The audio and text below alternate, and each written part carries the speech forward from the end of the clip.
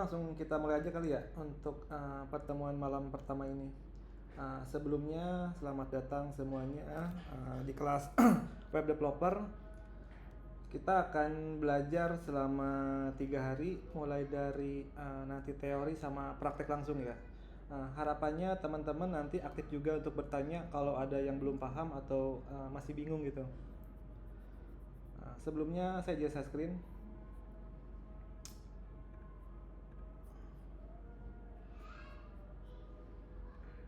Udah tampil belum? Belum.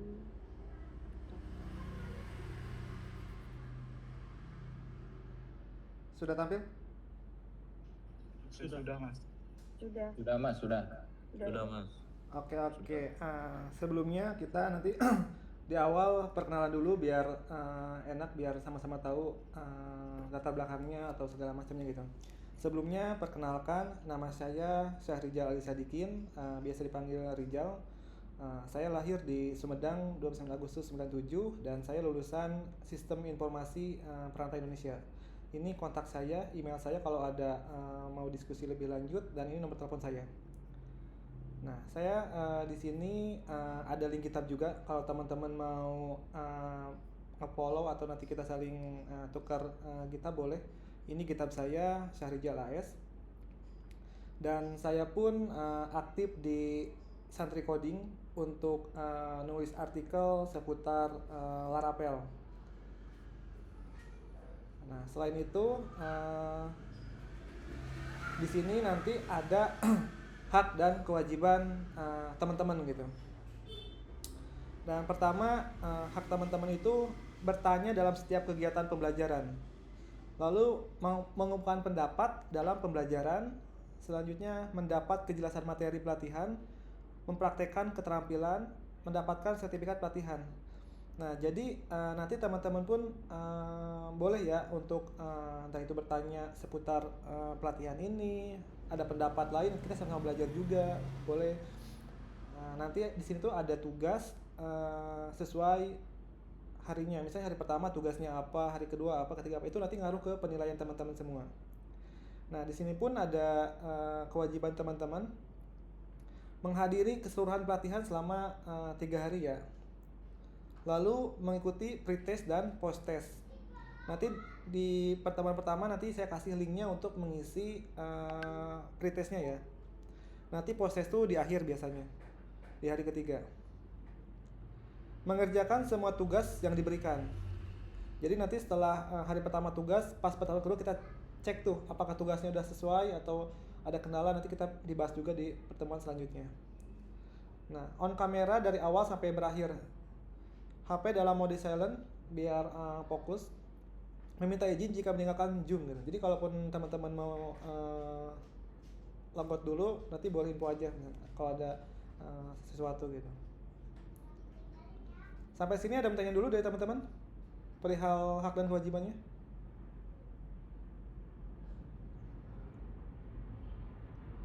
Kalau nggak ada, saya lanjut ya. Nah, di sini tujuan dan manfaat pelatihan. Tujuannya nanti pemahaman web developernya lebih baik lagi, atau yang tadinya belum tahu jadi tahu. Menguasai tools dan teknologi yang akan kita nanti praktekkan. Kemampuan praktisnya, meningkatkan daya saing. Harapannya teman-teman setelah mengikuti pelatihan ini nanti ada skill yang bisa bersaing dengan yang lain gitu. Kreativitas dan teknologi. Jadi teman-teman harapannya nanti berkreativitas dan mengikuti teknologinya. Manfaatnya membuat website dari nol, nanti peluang karir, efisiensi project, problem solve-nya, protokol siap pakai. Jadi nanti kita akan belajar perihal yang penting nih problem solve nih, gimana cara ngedebugging kalau ada problem gitu, step by stepnya seperti apa. Nanti pun untuk ini bisa jadi portofolio juga gitu. Nanti kalaupun teman-teman pas uji kom, nanti teman-teman bisa nge-show hasil dari kita praktek ini di update lagi atau di istilahnya kreatif mungkin gitu. Misalnya nih contohnya nanti kita akan belajar misalnya CRUD books misalnya. Nanti teman-teman boleh nambahin relasinya atau nambahin lagi tabel-tabelnya, itu lebih bagus gitu. Jadi nggak hanya ngikutin aja tapi bisa ngupdate lagi. Nah, di sini nanti course overview-nya ada pretest, terus overview web developer, nanti ada install tools, slicing template-nya menggunakan Bootstrap, nanti di sini CRUD master 1, CRUD master 2, terus transaksi ada relasinya. Jadi nanti kita akan ngebahas apa itu sih web developer, nanti apa aja sih yang diinstal toolsnya. Nah, kebetulan untuk template-nya nanti kita menggunakan Bootstrap ya. Selanjutnya, nah di sini penjelasan tentang web developer-nya ya. Jadi web developer itu orang yang bertugas membuat, mengembangkan dan memelihara situs web. Itu bisa disebut web developer. Nah, web developer sendiri biasanya dibagi menjadi 3. Bisa front-end developer, back-end, dan full stack developer. Apa sih kalau front-end? Jadi kalau front-end ini khususnya sebenarnya lebih ke yang menguasai atau di bagian tampilannya gitu. Di sini biasanya menggunakan HTML, CSS, dan JavaScript untuk mendesain, membangun elemen visual interaktif yang berinteraksi langsung dengan pengguna. Contohnya misalnya kayak Tokopedia.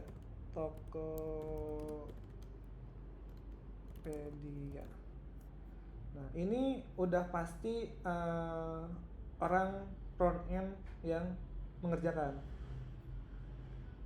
Atau bisa juga yang full stack gitu. Sini biasanya ada teknologinya, apa yang digunakan sama dia, apa nggak muncul.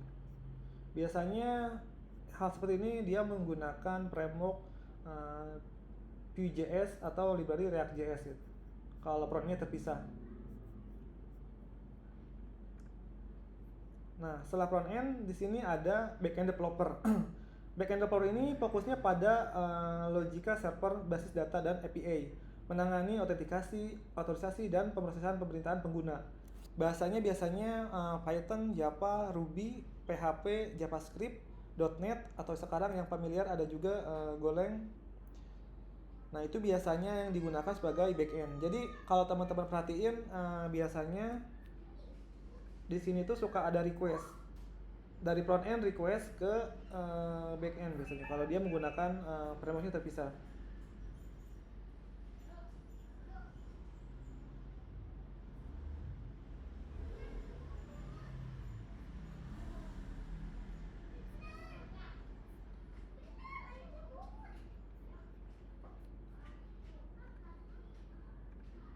Nah, jadi tugasnya backend itu biasanya ngasih data. Ini kayak data misalnya kategori atau produk. Itu yang buatnya dari backend. Biasa disebut menggunakan API. Nah, selanjutnya setelah backend di sini ada full stack developer. Full stack ini yang menguasai front end dan back end, mampu bekerja sama di lapisan aplikasi dari UX hingga server dan database. Jadi full stack ini biasanya disebut solo karir atau istilahnya avatar. Dia bisa menguasai dari awal pembuatan front end, back end sampai ke server gitu. Jadi dia nggak bergantung sama orang lain. Sampai saat ini ada yang mau tanya dulu dari teman-teman?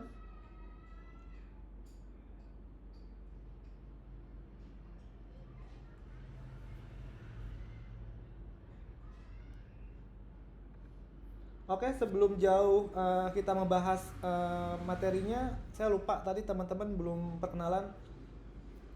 Boleh perkenalan dulu dari teman-teman?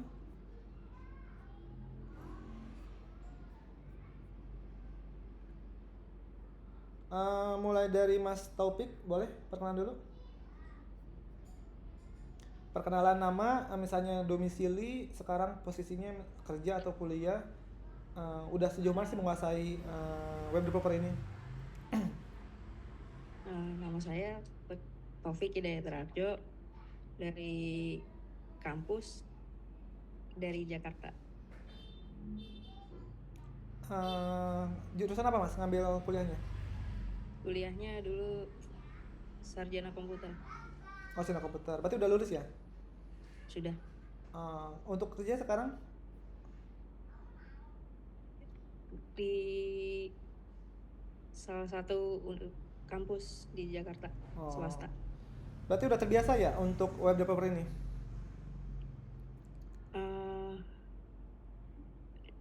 sering diperbantukan untuk mengerjakan web. Oh, oke. Kalau menggunakan Laravel udah berapa lama? Laravel belum pernah. Oh, belum, belum. Oke, oke. Oke, makasih Mas Taufik. Ya. Selanjutnya Mas Albar boleh perkenalan dulu? Perkenalkan, nama saya Alvaro Taha, domisili Medan, saat ini bekerja di Dinas PUPR Provinsi Sumatera Utara. Oke. Untuk ini sejauh mana Mas pemahaman tentang pemrograman atau web developer ini? Dari awal masuk kerja emang jadi web developer di Oh, dinas ini. berarti udah terbiasa ya menggunakan tools kayak Laravel ini? Ya, memang menggunakan Laravel. Oh, oke, oke. Berarti untuk mengikuti kelas ini harapannya apa? Apakah cuma mau mendapatkan sertifikatnya atau seperti apa? Mungkin biar bisa dapat peluang karir juga seperti yang tadi disampaikan sama Mas Rizal. Oh, oke, oke. Oke, makasih Mas Albar. Selanjutnya Mas Aryo. Ya, perkenalkan nama saya Aryo Kesuma dari Sumatera Selatan. Untuk saat ini Mas kesibukannya apa Mas? Kesibukannya ini freelance sih, Mas. Di bidang apa freelance-nya? Kebetulan diperbantukan di salah satu CP ini untuk menghandle web. Berarti udah biasa juga ya mengelola Laravel ya? Iya, kebetulan ya pas Laravel. Oh, oke, oke. Makasih Mas Aryo. Selanjutnya Iya, sama-sama, Mas. Mbak Stepa. Oke, selamat malam semuanya. Perkenalkan saya Stefa dari Kota Tanjung Pinang. Saya pekerjaannya adalah dosen, tapi dosennya pendidikan kimia ya, Pak. Dan web ini hal yang baru bagi saya. Saya memang belajar dari nol sekarang nih, Mas. Jadi saya mengikuti ini karena ya akan dipercaya untuk mengelola web di tempat saya bekerja lah ya gitu. Jadi saya benar-benar memulai ini dari nol. Jadi apa yang Mas jelasin tadi itu saya gitu. Jadi saya memang belum tahu sama sekali. Atau mungkin ada materi yang bisa saya baca di luar dari kegiatan pelatihan dan sertifikasi ini, boleh dibantu gitu ya Mas? Oh, boleh, boleh. Berarti emang benar-benar tadinya mau belajar tuh karena mau ditugasin megang web juga akhirnya. Iya, ya gitulah ya. Oke, oke, makasih Bu Stepa. Selanjutnya Mas Erpan.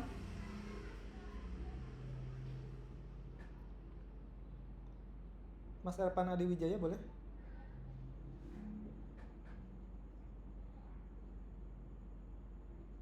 Halo, selamat malam. Ya, malam Mas. Perkenalkan saya Ervan dari Jakarta. Profesi sekarang sebagai programmer, web developer dan pengembangan sistem informasi terkait ERP. Berarti udah familiar Mas ya dengan web developer ini, khususnya Laravel? Iya, sesekali saya pakai Laravel. Oh, oke, oke. Harapannya ikut kelas ini apa Mas? Biar dapat insight baru dan diakui. Oke, oke, oke. Oke, makasih Mas Ervan. Ya. Selanjutnya Mas Fahridatul.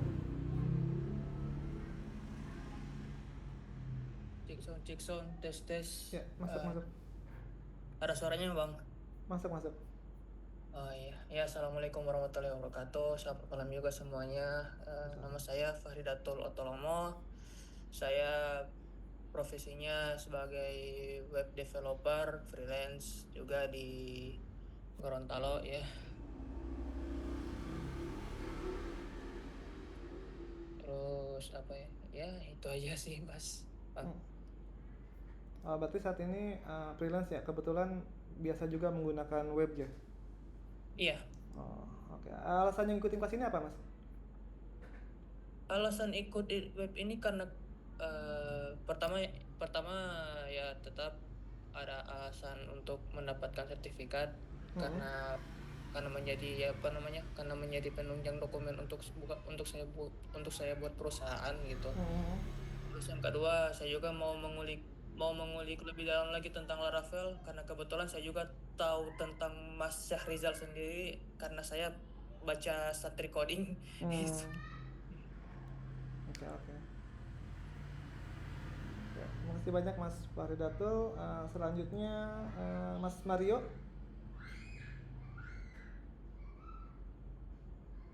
Ya, perkenalkan, nama saya Mario. Saya sekarang mahasiswa di Bogor. Mas, suaranya agak kurang jelas, Mas.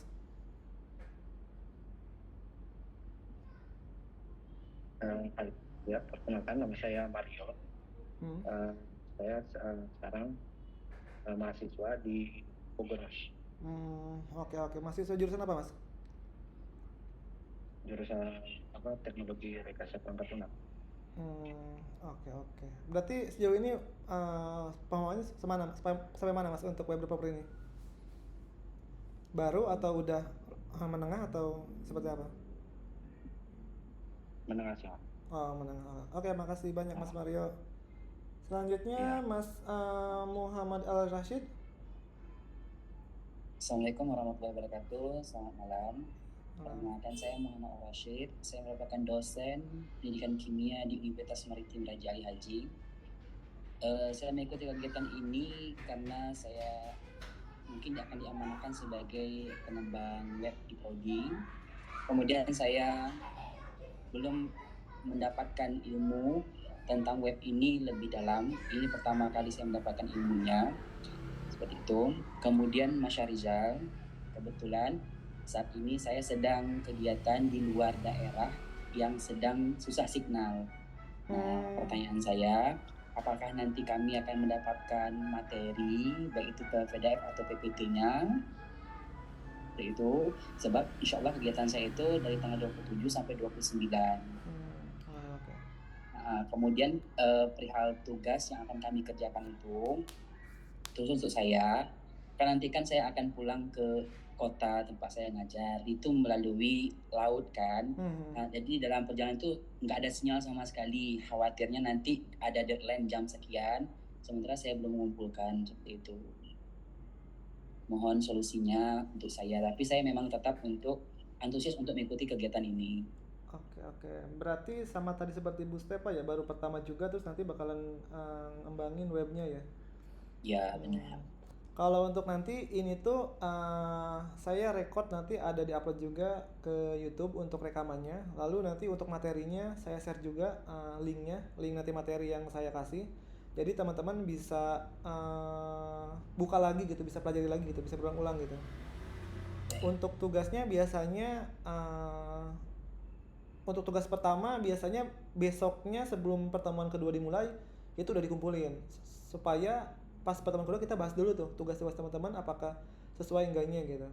Nah, tapi karena ini case-nya ada istilahnya khusus, jadi nggak pas saya kasih toleransi maksimal biasanya tuh sebelum uji kom. Misalnya uji komnya tanggal 3 September itu maksimalnya tanggal sekian, nggak apa-apa. Kemudian Mas Syahrizal, kebetulan seperti yang saya sampaikan tadi, bahwasanya tempat saya tempat susah sinyal. Jadi bagaimana tiba-tiba saya terkeluar, apa solusinya? Apakah nanti saya memang tidak diperbolehkan untuk mengikuti uji kom atau bagaimana? Kalau itu masih tetap diperbolehkan sih Mas. Kalau ini kan istilahnya persiapan sebelum uji kom tuh udah ada bayangan atau nanti tuh seperti apa gitu. Jadi tadi kan udah jelas juga sama Mas Anwar ya. Nanti dapat sertifikat dari sini kalau dinyatakan lulus. Lulus itu nanti ada penilaian dari pertama kehadiran, kedua tugas-tugas, terus nanti ada pretest dan posttest. Nah, dari hasil itu kalaupun teman-teman misalnya lulus nanti dapat sertifikat. Nah, setelah itu nanti kan teman-teman ada jadwal untuk uji kom. Nah, harapannya sih selama 3 hari ini teman-teman ikut semua gitu biar nyimak terus paham juga pas nanti pas saat uji kom teman-teman bisa lulus juga gitu. Soalnya nanti yang ngetes saya kurang tahu itu dari langsung BNSP-nya gitu. Baiklah Mas Rizal, terima kasih banyak ya Mas Rizal. Kalaupun ada kendala nanti boleh chat ke kontak saya Mas, kalaupun ada kendala di tugasnya atau problem atau yang tanya-tanya boleh juga. Baik, terima kasih banyak Mas Rizal. Siap, makasih banyak juga Mas Rashid. Selanjutnya Mas Fikri.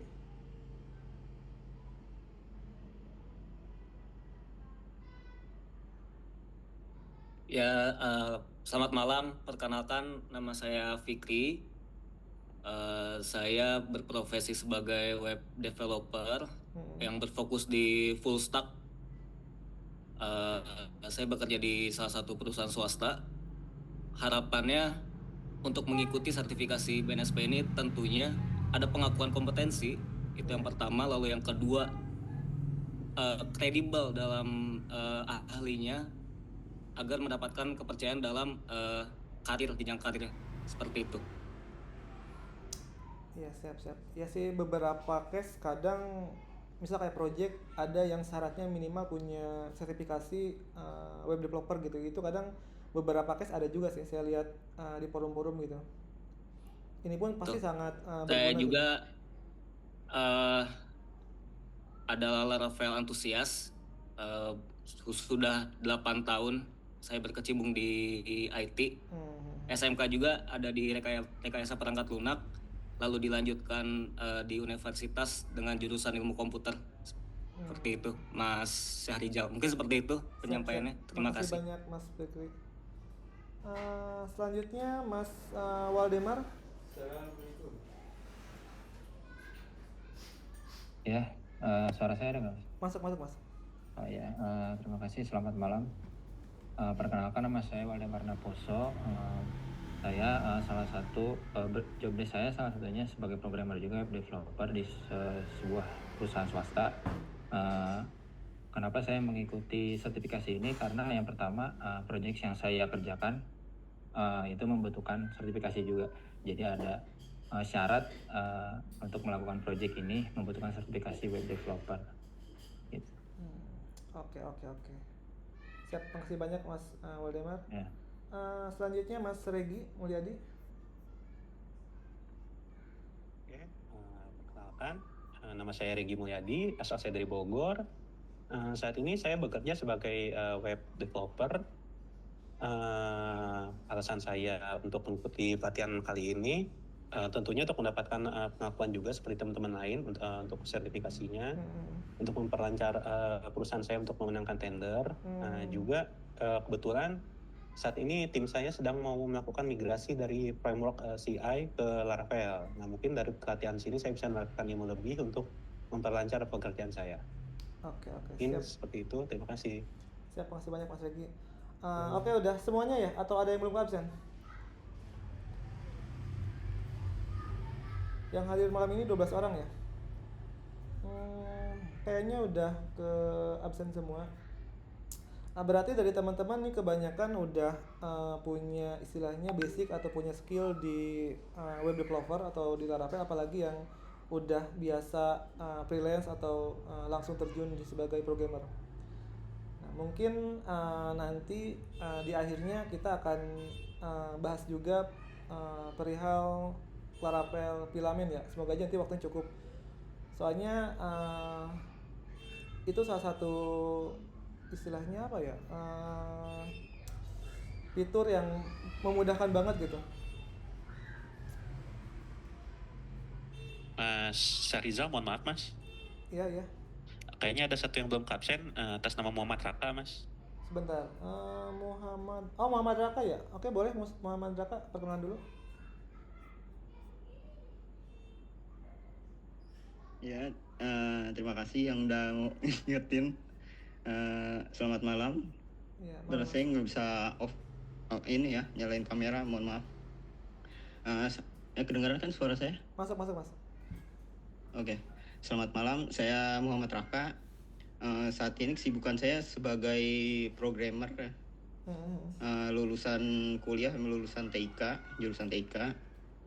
Tujuan saya mengikuti pelatihan ini paling khususnya untuk pengembangan diri saya dan untuk ningkatin portofolio saya juga, paling kayak gitu. Cukup, Mas. Oke, makasih banyak Mas Raka.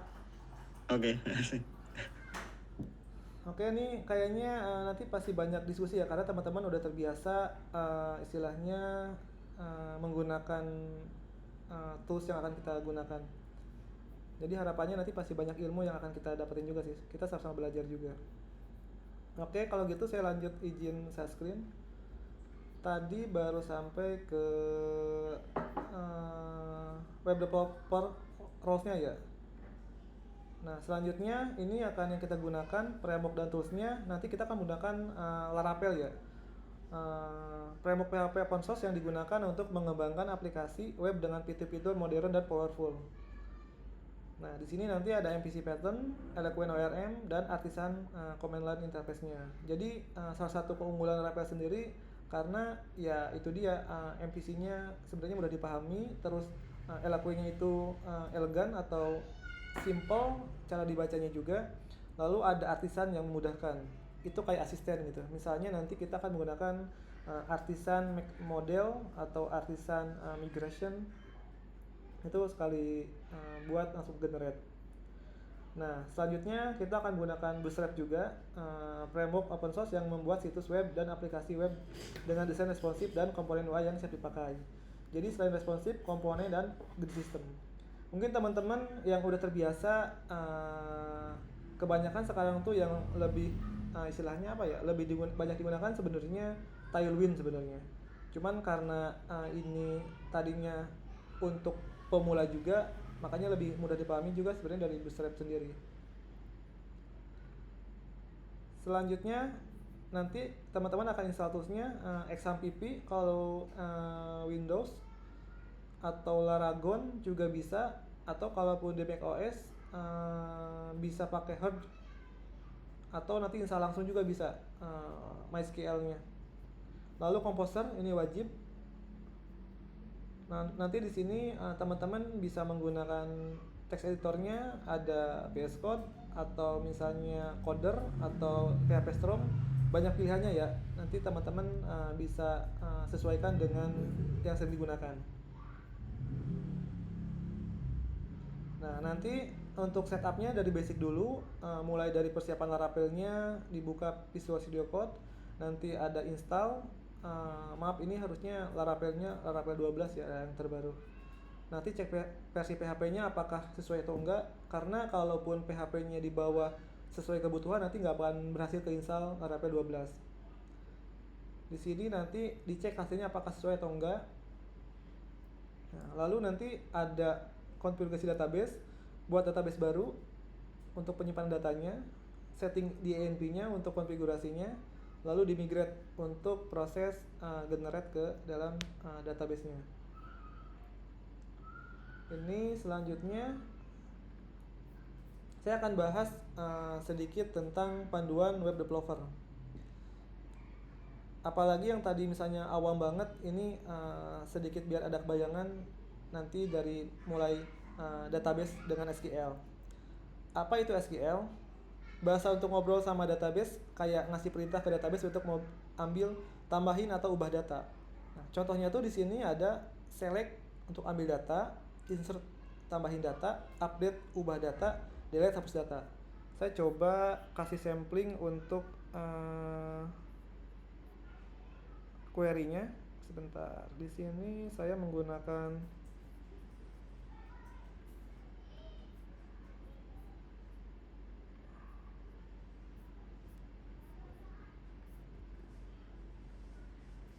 Sudah tampil belum? Sudah, Mas. Nah, misalnya sebentar, ini agak bahaya nih kalau yang live.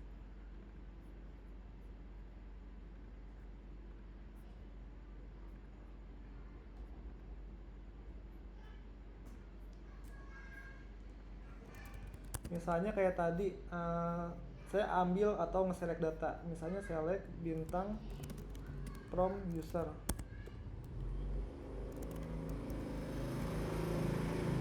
Nah ini kalau kita jalani nanti akan muncul semua data user, mulai dari nama, email, semua yang ada di dalam tabel. Kalaupun pengen spesifik, kita bisa ngambil sesuai dengan kolomnya, misalnya nama, email.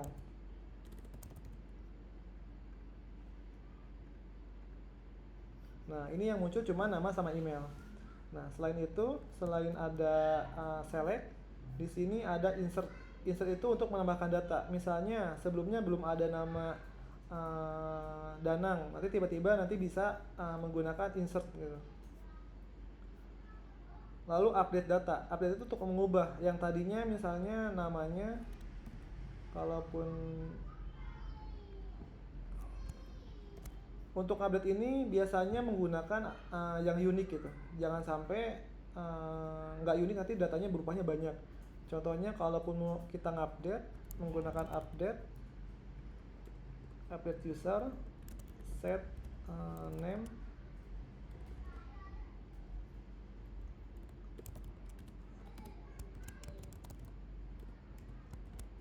misalnya kita mengupdate user set name where-nya ID 1. Jadi kita mengupdate ID-nya 1 dengan name-nya jadi 3 misalnya. Kalau berhasil nanti dia seperti ini, sukses. Kalaupun kita cek lagi select-nya, di sini udah berubah. Nah, jangan sampai kalaupun update-nya selain ID, name-nya ada yang sama, itu nanti bisa bahaya. Nah, selanjutnya di sini ada sampling untuk nge-select tadi. Nah, ini ada framework dan library. Jadi tadi sudah dijelaskan Laravel ini framework yang powerful. Terus ada React.js, library JavaScript untuk UI, Vue.js, framework JS yang mudah dipelajari, Bootstrap JS framework untuk stylingnya. Kenapa pakai framework? Nah, di sini pasti ada alasannya. Nggak mungkin kita pakai sesuatu tapi nggak ada alasannya. Di sini biar coding lebih cepat, rapi, dan nggak perlu bikin dari nol, kayak pakai template yang sudah jadi.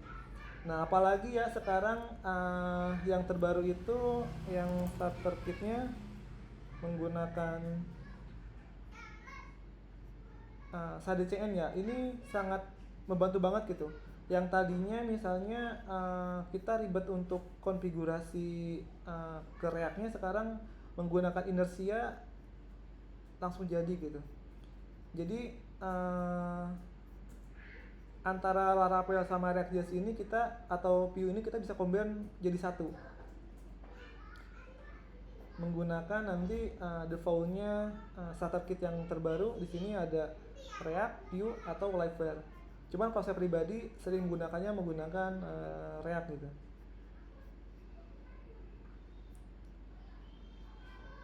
Nah, sini ada juga testing dan UIT. UIT adalah user acceptance testing.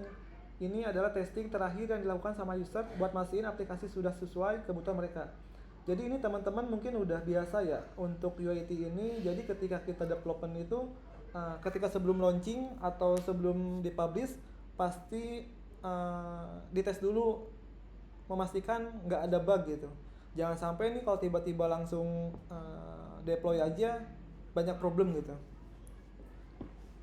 Ini penting banget untuk dilakukan. Apalagi di Laravel sendiri ada unit testingnya, itu sangat membantu mempercepat prosesnya.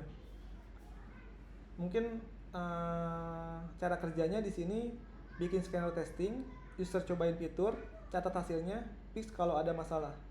Jadi itu sering banget ya, udah pasti kalaupun bikin project tuh ada aja, entah misalnya fiturnya nggak sesuai atau ada bug atau ternyata yang harapin sama kliennya beda gitu. Itu tergantung kita nanti nge-solve-nya. Contoh skenarionya di sini testing checkout di toko online. User pilih barang, masuk keranjang, bayar, selesai.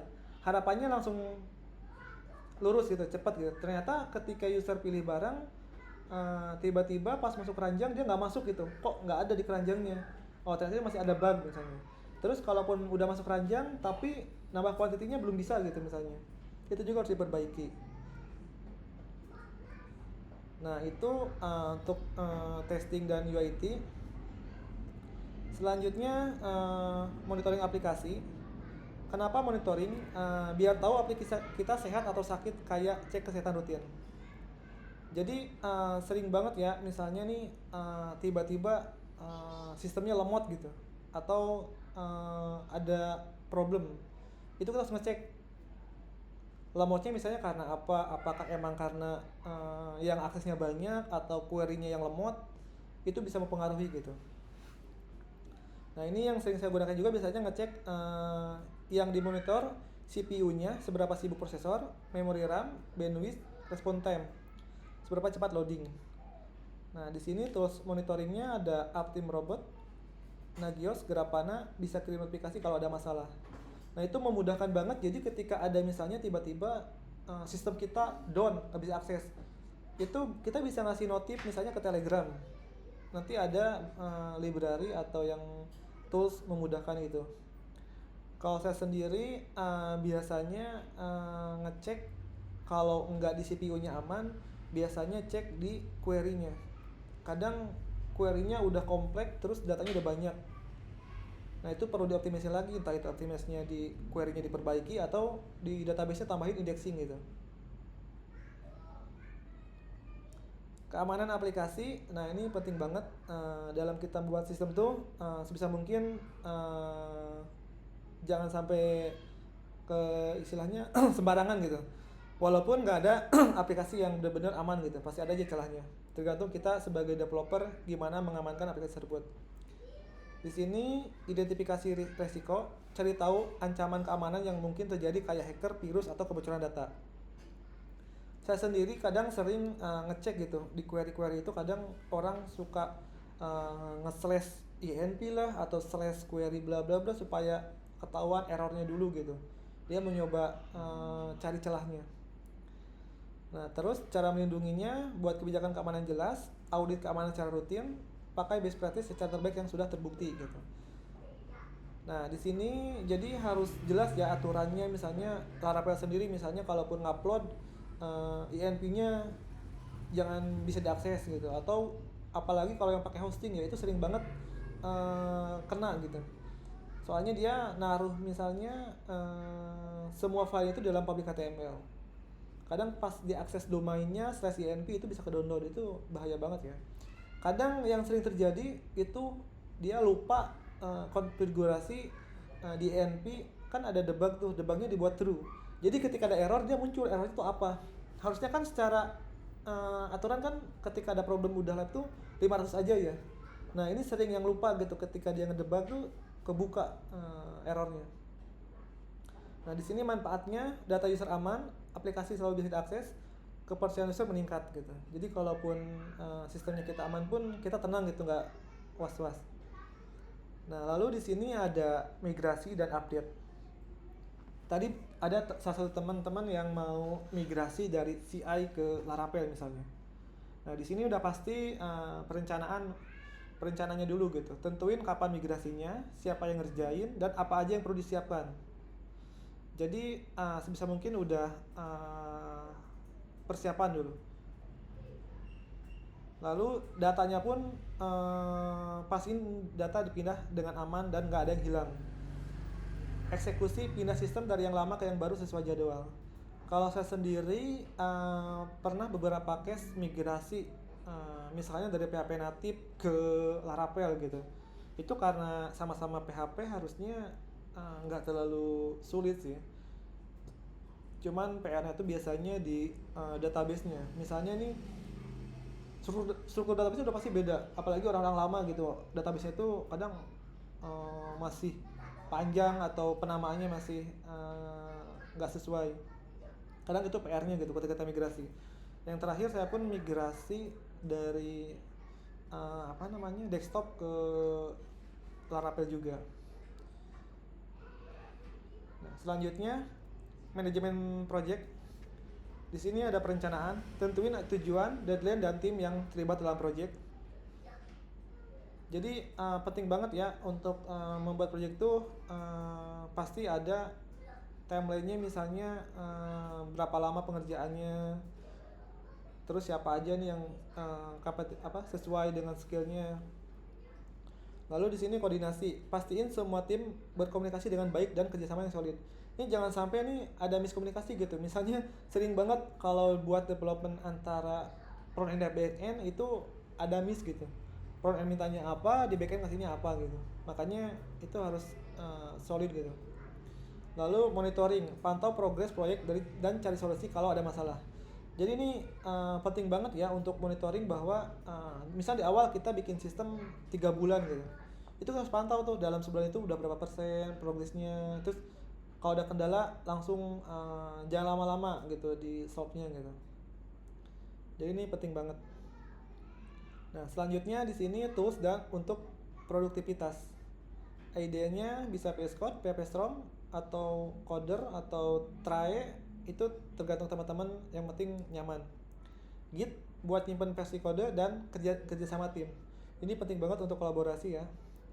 Jira, manajemen task dan tracking progress. Nah, di sini testing toolnya bisa PHP Unit, Jest buat testing otomatis. Nah, tips sukses web developer, fundamentalnya teman-teman kan udah menguasai, harusnya fundamentalnya udah kuat gitu, algoritmanya dan database yang kuat juga. Di sini praktisnya jangan cuma teori, bikin project nyata buat asah skill. Jadi semakin banyak project yang kita buat, semakin skill kita upgrade gitu. Karena sering banget ketika buat project udah pasti ketemu sama error gitu. Semakin banyak error, semakin kita terbiasa. Update terus, teknologi web cepat berkembang, jadi harus selalu belajar hal baru. Nah ini pasti ya, kayak Laravel sendiri, saya dulu dari Laravel 6, 7, 8, 9, 10 sampai sekarang 12 itu pasti ada updatean. Terus fiturnya pun udah pasti memudahkan ya. Jadi kalaupun teman-teman udah fundamentalnya udah kuat, harusnya nggak usah khawatir sih, walaupun updateannya cepat juga gitu. Di sini selamat belajar, semoga materi ini membantu kalian untuk menghadapi uji kom dengan percaya diri. Good luck fitur web developer. Nah ini untuk materinya. Oke, mungkin saat ini ada yang tanya dulu dari teman-teman. Boleh kalau mau bertanya dulu sama materi yang sudah saya jelaskan. Permisi Mas, saya mau izin bertanya. Boleh. Tadi kan sempat ke spill juga ya dari menu migrasi itu dari PHP natif ke misalnya Laravel ya. Kebetulan saya juga lagi di project itu. Menurut Mas Rizal sendiri, PHP natif yang saya kerjain ini sebenarnya dari nama table-nya pun emang udah panjang segala macam ya, field database-nya itu. Nah, saya itu ngalamin itu nih. Nah, menurut Mas Rizal tuh dari penamaan table field itu berpengaruh nggak sih dalam sebuah project untuk migrasi ke terbaru misalnya ke Laravel gitu? Terima kasih. Ya, itu pun pertama kita harus bisa nge-mapping gitu. Maksudnya itu yang tadinya sistem atau PHP natif itu panjang, kita normalisasi gitu. Misalnya nih tadinya tuh contohnya kayak mahasiswa punya biodata, punya orang tua, punya misalnya alamat sekolah. Itu kan sebelumnya satu tabel 100 kolom misalnya. Nah, kita harus pintar-pintar nge-mapping dulu supaya nanti di development Laravelnya memudahkan gitu. Jangan sampai yang sebelumnya 100 kolom ke Laravel 100 juga, itu sama aja sebenarnya. Mendingan di mapping normalisasinya. Nah, pertama itu. Kedua, nanti untuk migrasinya bisa menggunakan schedule. Jadi misalnya nih tabel lama kita get insert ke tabel baru atau sistem yang Laravel. Itu untuk migrasi datanya. Soalnya udah biasanya sih kalau pengalaman saya udah pasti ketika migrasi sistem, migrasi juga datanya. Jarang yang cuma migrasi sistemnya doang, datanya nggak dibawa. Paling itu Ya, sih kebetulan, Mas. Kalau dari saya. kebetulan cuman datanya juga sama sih ya, cuman dari penamaan field-fieldnya itu kan terlalu panjang ya. Jadi otomatis harus disingkat biar mempermudah juga. Gitu. Iya, Oke, itu terima nanti kasih Mas. wajib dinormalisasi dulu di Laravelnya. Oke, terima kasih Mas. Oke, siap, sama-sama Mas. Yang lain mungkin ada yang tanya dulu?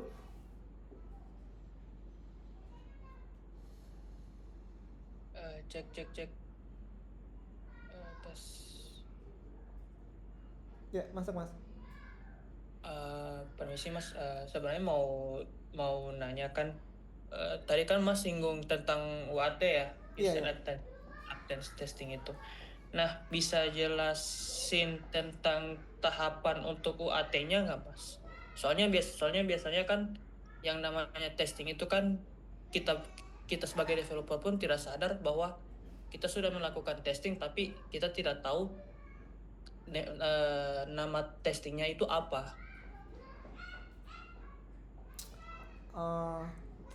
Nah, ini sepengalaman saya. Biasanya pas saya kerja di software house, jadi kan biasanya ada istilahnya ada khusus QA testing, bahwa memastikan fitur yang kita buat itu sesuai. Dia pasti nyari celah, misalnya nih ngetes dari hit URL-nya atau gimana caranya, misalnya itu udah nggak ada bug gitu. Nah, ketika misalnya dia nanti ngasih report, oh bahwa nih dari modul ini setelah dites hasilnya sesuai, oh fitur ini setelah dites ada problem, itu kan nanti balik lagi ke developer kan untuk memperbaiki fitur tersebut. Nah, biasanya untuk ngetes itu ada yang kayak tadi manual. Nah, ada lagi satu biasanya yang otomatis. Nah, kebetulan kalaupun yang otomatis saya belum pernah nyoba gitu. Nah, biasanya itu sih Mas kalaupun untuk UAT-nya itu. Jadi sebelum istilahnya project kita deliver ke klien atau ke production, itu kan udah pasti tes. Nah, memastikan itu berjalan semuanya gitu. Walaupun kadang ada yang kelewat juga. Ketika udah ini tiba-tiba nih kelupaan atau keskip gitu. Itu masih normal sih. Nah, apakah metode Agile, Scrum atau Waterfall itu termasuk dalam UAT itu tersendiri atau beda Mas? Itu masuk. Jadi kan ketika kita ngetes kan mereka nanti ngagal balik lagi ke developer kan. Feedbacknya tuh kalau belum sesuai dia masih terus dikembalikan ke programmernya. Itu masih dalam scope-nya. Sebentar, saya masih biasanya kalaupun menggunakan Jira itu ada tuh nge-mappingnya project management tuh ketahuan bahwa oh fitur ini sudah dikerjakan tapi belum dites misalnya. Mana yang udah dites fiturnya berarti ditandai statusnya gitu. Jadi ada supaya memudahkan kita tahu nih sebagai developer mana yang sedang progres, mana yang sudah dikerjakan, mana yang sudah testing, mana yang belum gitu. Atau mana yang ada istilahnya ada revisi, biasanya revisi. Itu lebih enaknya menggunakan tools kayak tadi misalnya Jira atau yang lain. Oke, siap. Ya, terima kasih Mas jawabannya. Sama-sama Mas.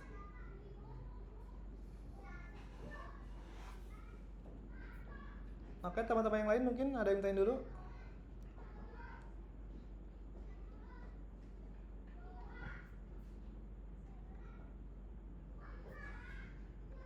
Izin Mas Rizal.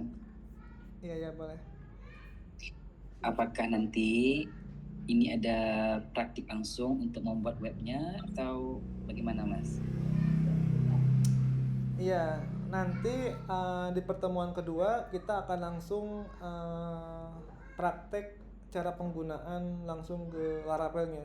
Mulai dari instalasi, nanti slicing atau integrasiin template untuk dashboardnya. Nanti kita akan coba juga untuk CRUD-nya, create, update, delete gitu. Nah, itu untuk memahami fundamentalnya. Cara kerjanya Laravel itu seperti apa. Nanti kita langsung praktek di pertemuan kedua. Mungkin kalau teman-teman yang lain udah terjun atau udah itu mungkin mudah banget untuk ngikutinya. Paling nanti di pertemuan akhir yang akan saya lebihin untuk materi nyoba Laravel Filament.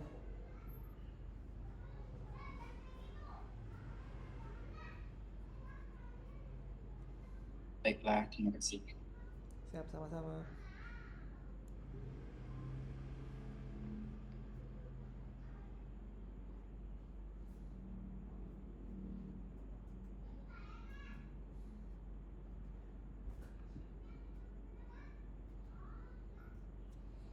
ini saya coba spill sedikit. Biasa tools yang saya sering gunain ketika development. Misalnya di sini untuk manage database-nya, saya menggunakan Naviget supaya bisa connect ke beberapa istilahnya database maupun lokal atau di server gitu. Ini untuk konfigurasi connect ke MySQL-nya. Lalu untuk text editor-nya kebetulan saya baru nyoba. Sebelumnya saya udah nyobain try, cuman kayaknya kurang AI-nya kurang menarik. Sekarang saya baru menggunakan ada yang baru ini Coder. Coder ini istilahnya kayak masih barang anget karena masih belum banyak yang gunain juga kayaknya. Terus dia pun kalau nggak salah kemarin versinya masih belum ada, jadi masih bisa diakses, masih free. Nah, selain itu PHP-nya jangan lupa teman-teman di install juga. Kalau saya kebetulan udah menggunakan PHP 8.3. Kalaupun mau mudah mengganti-ganti PHP, biasanya saya install help supaya bisa kita nge-switch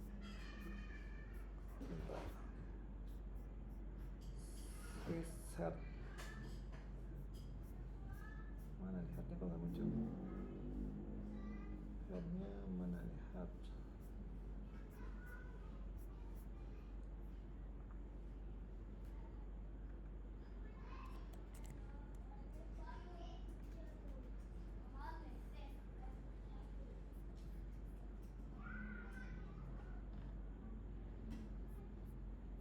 Kok nggak muncul ya?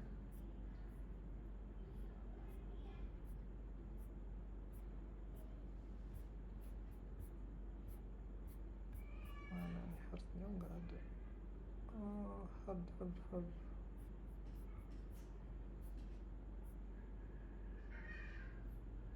Oke, harusnya nih kayaknya nggak muncul.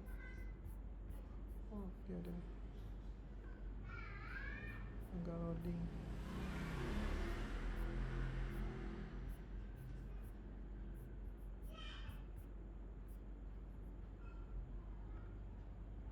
Di sini saya menggunakan Herd bisa ganti-ganti versi PHP. Misalnya proyeknya butuh menggunakan PHP 7.4, di sini tinggal diganti, bisa tinggal klik aja, nanti otomatis dia ngupdate gitu. Lalu jangan lupa install Node.js-nya juga.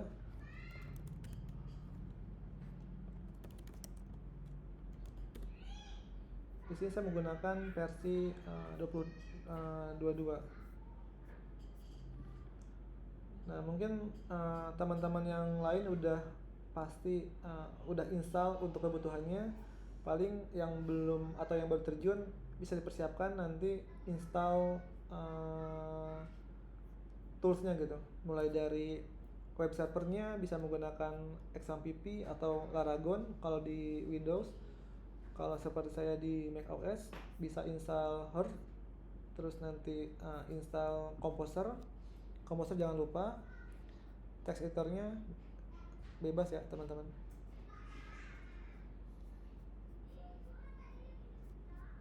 Mas Syahrizal, izin bertanya Mas. Ya, boleh. Untuk Naviget itu tersendiri kan dia ada license-nya gitu ya? Iya. Kalau boleh tahu yang Mas pakai ini dia Mas yang free atau yang license ya? Terus mungkin kalau buat di MacBook selain Naviget yang mirip-mirip itu kayak Naviget apa ya Mas kira-kira? Nah, sebelumnya saya menggunakan Table Plus, cuman Table Plus kan sama-sama kena limit. Terus saya coba Naviget ini nyari lisensinya yang dari Shopee gitu. Terus dia ngasih email kayak kampus gitu. Itu per tahun. Oh, jadi setahun sekali ya Mas? Iya, setahun sekali buat beli lagi. login akun baru. Oke. Itu cukup membantu, memudahkan sih. Bisa manage banyak database. Oke. Terima kasih ya, Mas. Ya.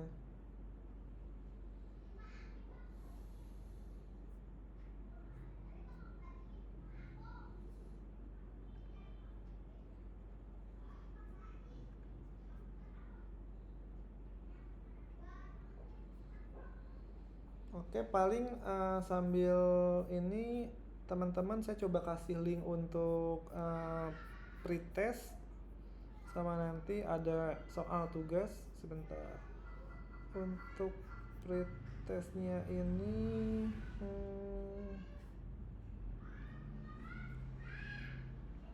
oh ya, kalau di grup teman-teman dikasih tahu nggak untuk upload tugasnya sama absensinya ada nggak?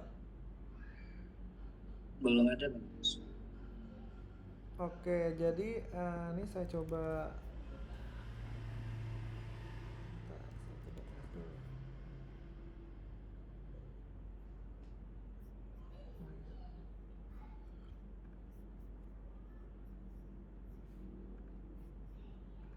Ini saya kirim di chat perihal absensinya. Lalu di sini ada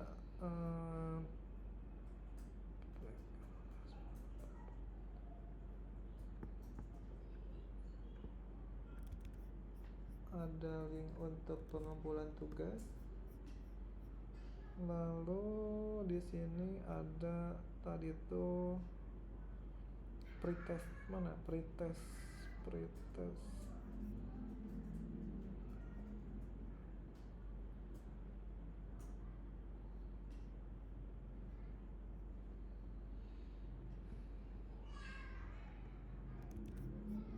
Di sini ada juga untuk pretestnya.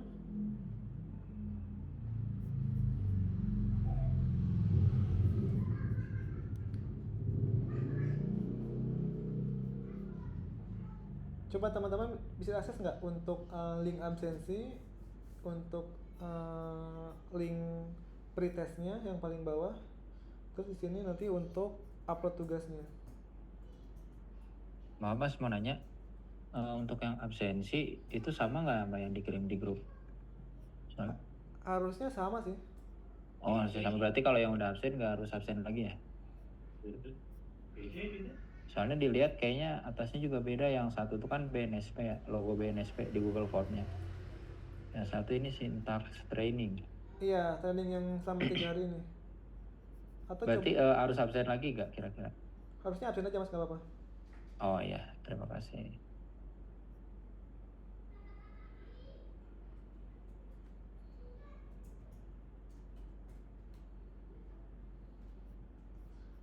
Oh iya, untuk tugasnya paling ini sederhana banget sebenarnya.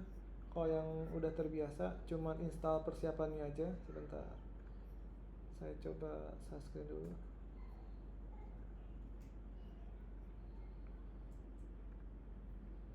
Nah, di sini cuman tugasnya install semua tools yang dibutuhkan, XAMPP atau Laragon atau apapun itu, Composer, VS Code. Lalu nanti di screenshot semua versinya, lalu kirim ke Google Form yang tadi yang saya kirim di chat. Di sini ada batas waktu besok sebelum pertemuan kedua. Kalaupun ada kendala nanti boleh diinfo. Mohon izin Mas, kalau yang sudah install gimana Mas ya? Kalau sudah ada? Nanti screenshot aja, upload ke Google Form ya. Oh oke, sih, Mas. Screenshot bahwa Terima ini kasih, Mas. udah diinstal gitu. Siap. Lalu Permisi. ada yang tanya enggak? Permisi Mas. Iya, silakan. Bisa kalau saya bisa pakai punya saya ya. Kalau saya kan biasanya pakai Laragon sama PMA gitu. Boleh.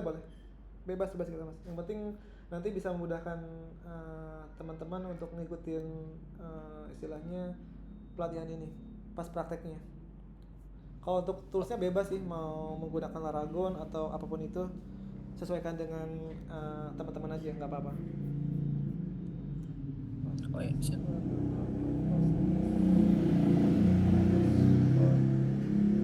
Mau apa namanya? Mau dilampirkan screenshot mas atau? Iya betul, lampirkan screen aja nanti di formnya itu. Oh ya siap. Background terus respon link pengeluaran materi.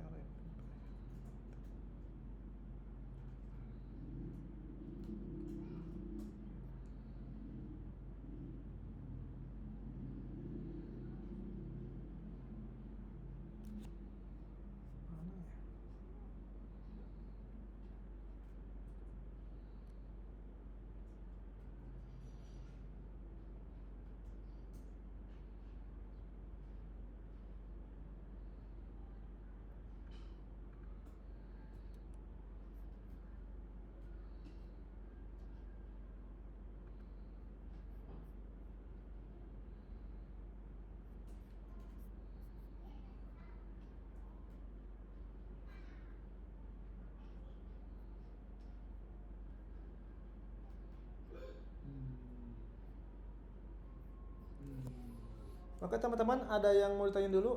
Untuk materinya kayaknya udah cukup untuk pertemuan pertama. Nanti di pertemuan kedua kita langsung praktek.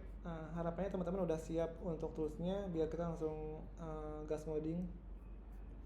Mungkin masih ada waktu untuk kita diskusi atau sharing-sharing seputar web development ini.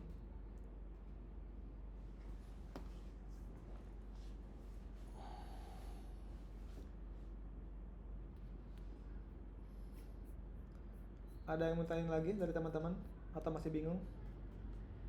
Mas Rizal, mohon izin. Iya mas. Mau nanya, untuk forum ini nanti akan ada grup sendiri atau bagaimana mas untuk monitoring perihal kayak pengumuman untuk skema web developer? Nah untuk saat ini Terus sih. yang Silakan mas. ya.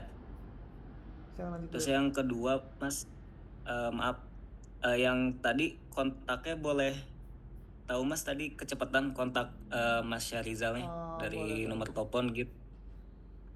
Mau di screenshot, mohon izin. Sebentar.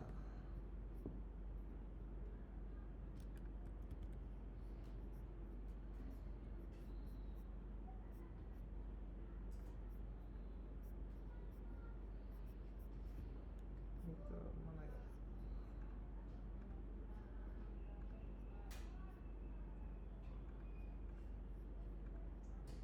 Oh iya, untuk materinya hari ini sebentar saya kirim juga.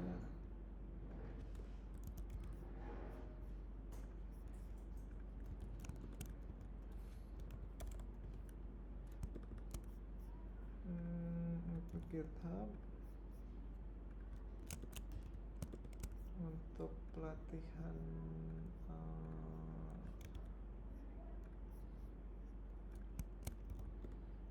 itu udah saya kirim di chat ya, perihal materi tadi yang pertama.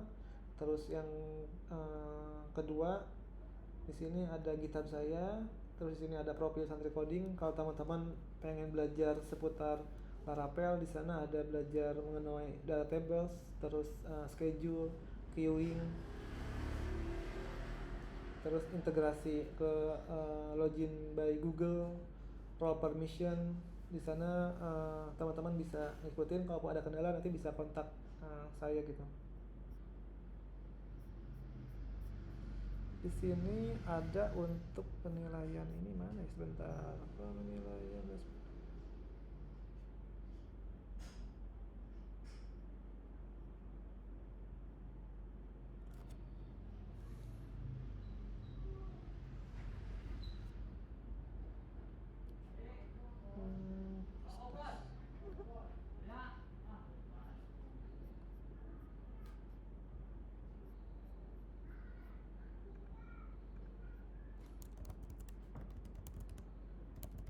Mas boleh tampilkan kembali untuk tugasnya pertama tadi mas? Boleh? Sebentar.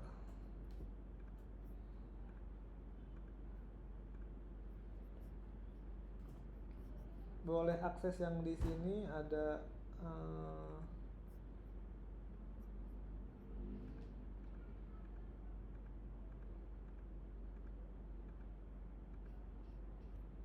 ini untuk tugasnya install semua tools. Bukti installnya nanti di screenshot HP versionnya Composer. Syukur-syukur teman-teman udah install Laravelnya ya yang terbaru. Jadi besok biar tinggal langsung ikutin.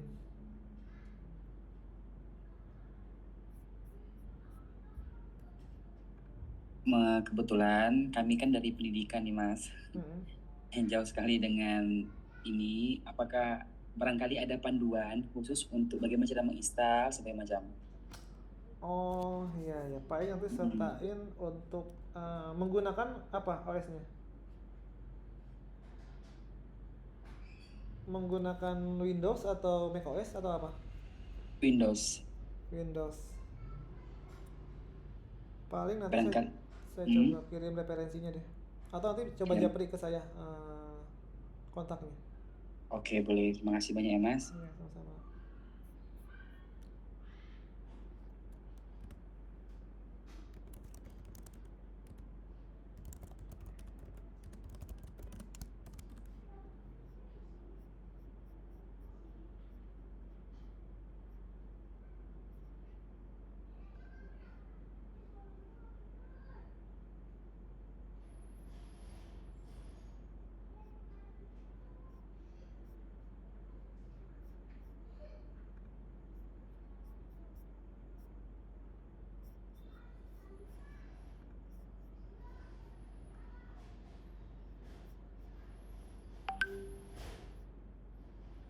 Izin Mas mau tanya sesuatu.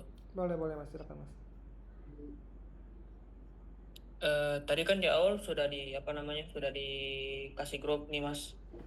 Grup ini hanya satu grup untuk semua ini ya, nggak ada grup terpisah buat sharing-sharing atau ada yang mau tanya-tanya di satu grup skema gitu.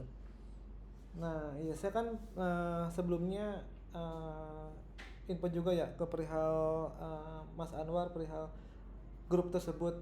Ternyata saat ini belum spesifik, misalnya nih pertemuan sekarang batch keberapa gitu ada grupnya. Nah itu sekarang masih global, saya pun belum ada di grup tersebut gitu.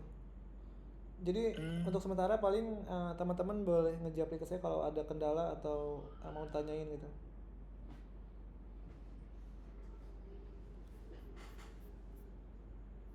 Oh, siap.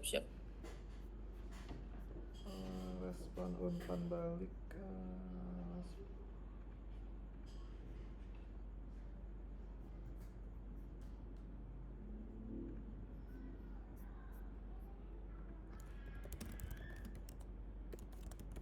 Untuk Mas Rizal, untuk yang pretest itu apakah dikerjakan hari ini atau ada instruksi selanjutan?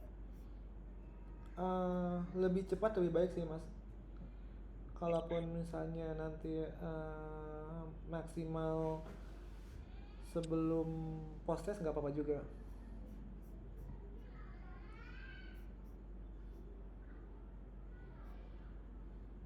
Ini kan nanti itu masuk ke penilaian ya, penilaian kehadirannya berapa kali hadir, lalu pretestnya nilainya berapa, terus tugas-tugasnya apakah lengkap enggak.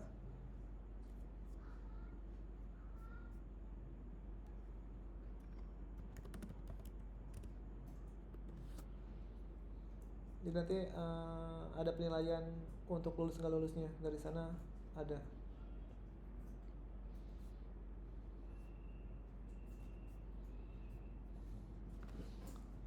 Biasanya setiap pertemuan tuh bisa sampai 2 jam sih, cuman karena materinya udah habis mungkin sisanya kita bisa waktu untuk sharing-sharing atau mau bertanya kepada teman-teman seputar web developer ini.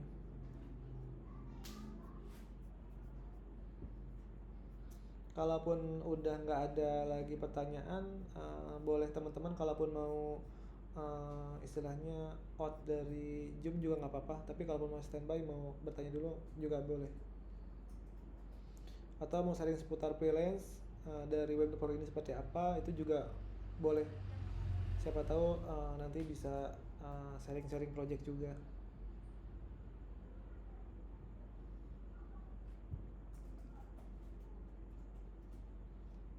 Izin Mas Syahrizal. Ya, silakan Mas.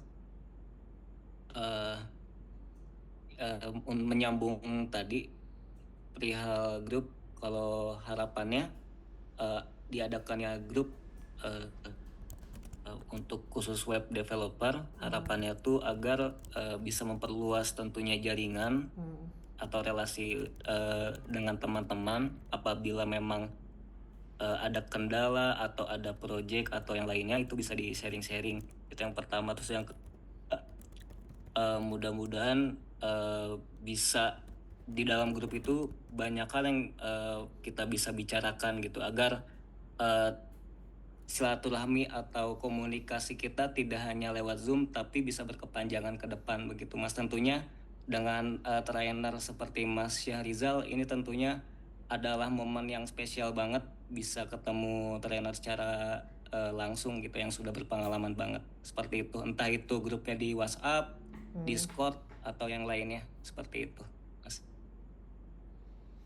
Boleh, atau teman-teman kalau yang mau buat grup nanti undang saya atau saya nanti join ke grupnya, khususnya di web developer ini.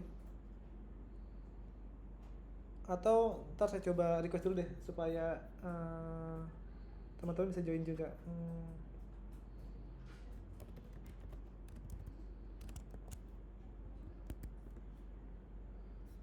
Supaya nanti kan diskusinya juga bisa nggak terbatas sama saat ini aja gitu kan, bisa jadi nanti besoknya atau kedepannya bisa sharing juga.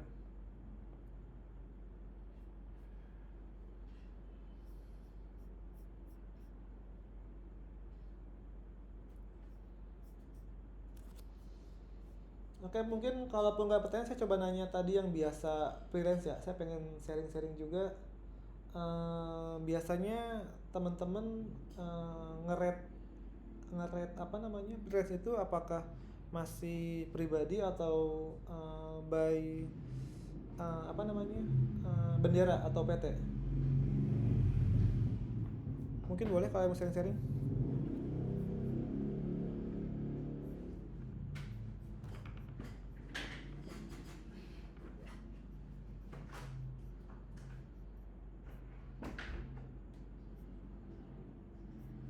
Boleh kalau mau ada yang sharing juga.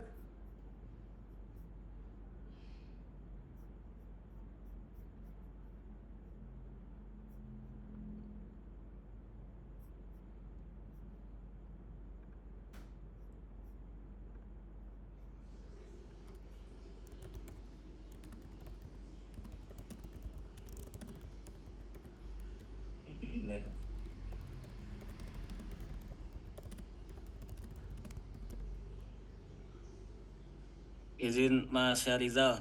Iya, boleh. Menyambung pertanyaan Mas Syahrizal tadi perihal rate freelance. Kalau saya pribadi biasanya pertama akan menentukan dulu budgeting dari benderanya berapa. Selain itu juga tentunya dari saya pribadi atau dengan tim itu akan diskusi dulu perihal masalahnya, case-nya apa. Lalu nanti kita akan runutkan dari perumusan masalahnya, lalu apa aja yang dibutuhkan, flow-nya seperti apa, apakah alur bisnisnya itu kompleks atau tidak, lalu bisa ditentukan dengan bobot nilainya berapa. Dan juga ada penentuan waktunya ketika memang aplikasi itu terlalu kompleks atau terlalu besar, artinya membutuhkan waktu yang cukup lama, maksimal itu biasanya 3 bulan, itu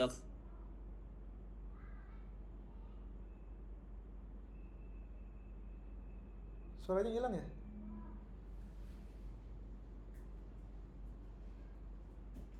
kan biayanya berapa, harganya udah kumpul bisa atau break.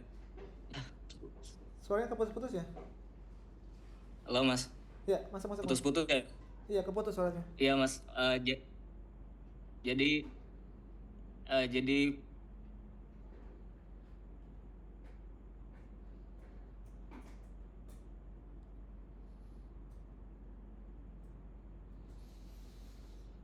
Jadi biar teman-teman proyek itu yang dihitung di urusan masing-masingnya serta memakan waktu yang cukup lama itu menentukan nilainya berapa, seperti itu sih Mas kalau dari pengalaman.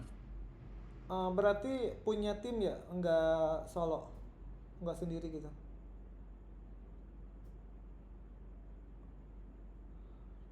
Jadi biar teman-teman tahu juga nanti proses istilahnya kita kan di dunia web ini kan bisa kerja sebagai kantoran, bisa side job pun, freelance pun bisa, terus kita bisa sambil istilahnya ngisi materi kayak saya sendiri bisa kan ngisi materi kayak gini bisa juga, jadi peluangnya banyak ya, nggak cuman kerja doang di perusahaan tapi kita bisa bikin produk juga bisa. Salah satunya saya pun punya produk itu pun dia nggak sengaja jadi produk dulu kebutuhan klien, tiba-tiba wah kayaknya bisa nih yang tadinya klien jadiin produk gitu. Itu pun tentunya atas persetujuan klien juga. Jadi peluangnya sebenarnya masih besar gitu. Walaupun untuk saat ini banyak yang pesimis di dunia IT ini. Maksudnya tuh kalau ngelihat sekarang kebutuhan IT lebih sedikit dibanding lulusannya gitu. Tapi banyak yang nggak ngelihat bahwa peluangnya itu masih besar. Contohnya nih beberapa case klien saya tuh masih walaupun middle ke bawah tapi lumayan gitu, itu yang masih belum kejangkau. Kalaupun targetnya startup ya itu udah pasti susah masuknya. Tapi kalau untuk proyekan terus misalnya bikin produk itu masih memungkinkan aja sih, masih bagus peluangnya.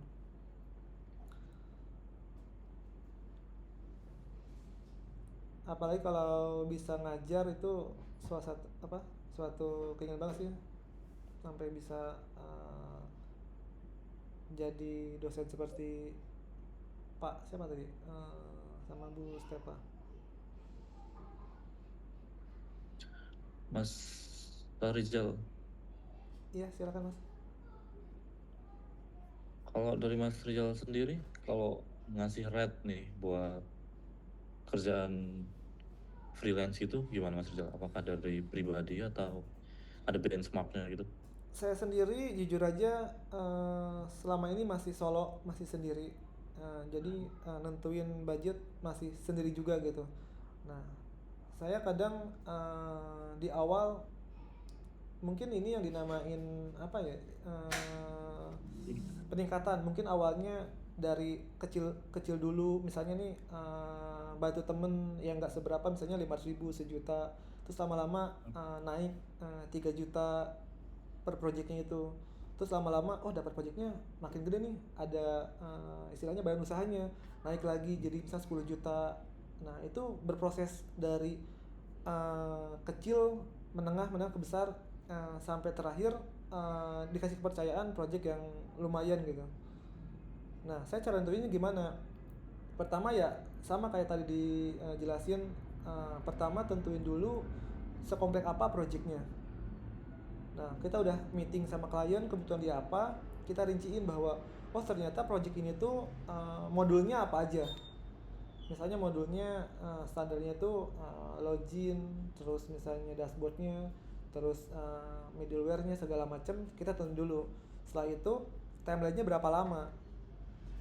Nah biasanya standarnya kan 2-3 bulan. Rate-nya saya cek dulu nih bahwa dia usahanya sejauh mana bisnisnya dia. Kalaupun wah ini masih UMKM, saya rate-nya nggak terlalu mahal. Misalnya nih rate-nya yang biasanya saya ngasih misalnya per bulannya 6 juta, karena UMKM saya kasih 3 juta per bulannya. Berarti ketika pengerjaan 3 bulan saya kasih 9 juta misalnya. Nah beda lagi kalau oh ini kayaknya perusahaan gede nih, saya tembaknya bisa kali 2 kali lipat dari harga itu. Nah cuman ada juga karena relasinya misalnya udah lumayan banyak, kadang kita ditawarin, mas ada proyek nih nilai sekian mau ambil nggak. Nah, kita bisa perhitungin oh pengerjaan sekian biasanya sekian, ya udah ambil aja. Paling itu sih yang biasa saya gunain dalam ngerumusin istilahnya harga sama timeline proyek tersebut. Cuman pernah juga yang punya klien yang benar-benar ketat gitu. Maksudnya itu kan apalagi badan usaha ya, dia udah pasti ada MOU, ada SPK. Nah, tiba-tiba di SPK-nya itu ada aturan yang ketika nggak sesuai dengan perjanjian itu kena penalti. Waduh, kok itu pas pertama dapat project yang lumayan gitu, tiba-tiba kayak gini ya kalau yang badan usaha gitu. Cuman ya kan kita pun nggak istilahnya kasih estimasinya nggak mepet-mepet banget gitu. Misalnya nih, project ini estimasi 2 bulan pengerjaannya, saya tambahin sebulan atau sebulan setengah supaya kita ada jarak untuk ngesop, entah itu dadakan kita sakit atau kita misalnya ada janjian yang lain, itu kita estimasiin lebihin gitu. Itu cari aman juga sebenarnya. Nah, begitupun selain itu relasinya sebisa mungkin selain web developer kita punya relasi di apps gitu, karena besar kemungkinan project itu nggak cuma di web tapi ada butuh appsnya juga. Kalaupun kita punya channel, kita gampang untuk ngambil projectnya sama partner kita gitu. Tapi nggak menutup kemungkinan kita pun harus belajar, kalau bisa selain web yang lain pun harus paham gitu, harus bisa juga, biar ketika ada kesempatan itu datang kita udah siap juga. Paling itu sih Mas kalau pengalaman saya selama ini untuk handle project freelance. Oke Mas, terima kasih Mas. Kebetulan saat ini pun saya mutusin full freelance, ngelepasin job utama gitu.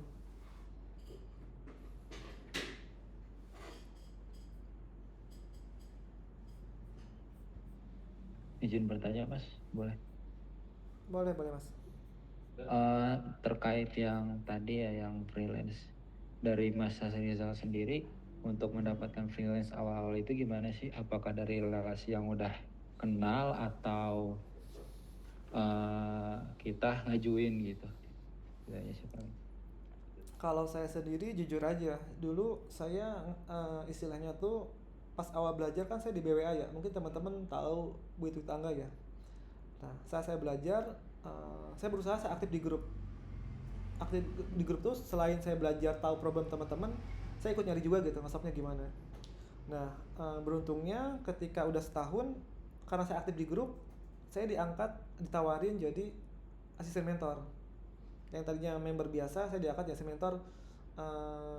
Per kelasnya tuh ada bayarannya lah. Nah, akhirnya saya mau dong, saya pun masih belajar tapi saya dikasih kepercayaan untuk bantu teman-teman gitu. Akhirnya saya mulai dari 3 kelas sampai ke 8 kelas. Nah, dari sana semenjak saya jadi asisten mentor, saya nambah relasi, nambah skill. Orang-orang jadi tahu gitu seolah saya tuh bisa atau jago, padahal saya pun sama-sama belajar gitu. Cuman bedanya saya effortnya lebih dari teman-teman yang lain, karena saya ngerasa saya harus ngebantu teman-teman ketika ada masalah. Sebelum itu saya harus tahu dulu gitu. Nah, dari sana banyak tuh tawaran-tawaran dari teman-teman yang belajar di sana, Mas ada project nih, mau join nggak? Sekian gitu misalnya. Nah, dari sana lumayan juga ya, maksud tuh branding kita jadi banyak dikenal gitu. Saya kurang lebih 2 tahun untuk jadi asisten mentor itu. Nah, selain itu saya coba belajar di tempat lain, contohnya Santi Coding. Saya awalnya member biasa juga, cuman karena mentornya itu baik juga, akhirnya saya dikasih kesempatan, Mas mau belajar nulis nggak, katanya. Saya sambil belajar sambil nulis juga tuh. Jadi dari sana teman-teman yang ikut belajar juga, jadi tahu saya seolah saya tuh jago, padahal saya pun sama belajar. Akhirnya mereka kontak saya. Jadi kan contohnya nih, ada teman-teman yang kerja di perusahaan tapi masih belum bisa ngerjain projectnya. Akhirnya ngajak saya sebagai freelance-nya gitu. Karena ngelihat portofolio saya sebagai asisten mentor, terus saya punya tulisan juga, itu meyakinkan klien juga gitu. Nah, dari sana saya terlihat langsung bahwa itu branding yang cukup membantu gitu. Ketika kita yakinin klien, saya portofolionya lumayan, terus ada bukti untuk tulisan juga, ini untuk di Laravelnya, meyakinkannya seperti itu. Nah, dari sana mulut ke mulut, akhirnya banyak lah channel atau relasinya. Nah, saya pun sebisa mungkin jangan sampai istilahnya memberikan kartu merah lah, atau saya jelek dari project itu. Saya lebih baik nggak ngambil project itu daripada saya terlalu istilahnya ngambil semua project walaupun saya bisa tapi nggak ada waktunya, percuma juga. Mendingan ambil sesuai skill atau semampunya aja. Soalnya kebanyakan teman-teman tuh karena ngerasa jago, ngerasa bisa ambil semua project, tiba-tiba projectnya berbentrokan tuh.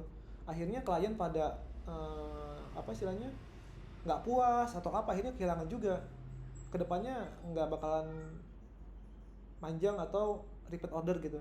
Nah, salah satu kebanyakan proyek itu yaitu dari klien satu terus bilangnya ke temennya atau dia order lagi gitu atau bikin sistem lagi, karena saat ini untuk kepercayaan itu mahal banget gitu, susah nyari orang-orang yang benar bisa dipercaya gitu, apalagi sistem untuk perusahaan gitu. Paling itu sih mas kalau dari saya. Berarti emang dari awal udah solo ya mas ya? Ya kebetulan dari awal saya nggak tahu kenapa ya, dari awal kerja saya solo, terus freelance pun kebanyakan solo. Cuman ya walaupun ada plus minusnya ya dinikmatin aja sih. Cuman ya kadang kok orang-orang ngerasa enak ya punya tim, punya istilahnya PM, punya ini punya itu. Saya solo terus sendiri.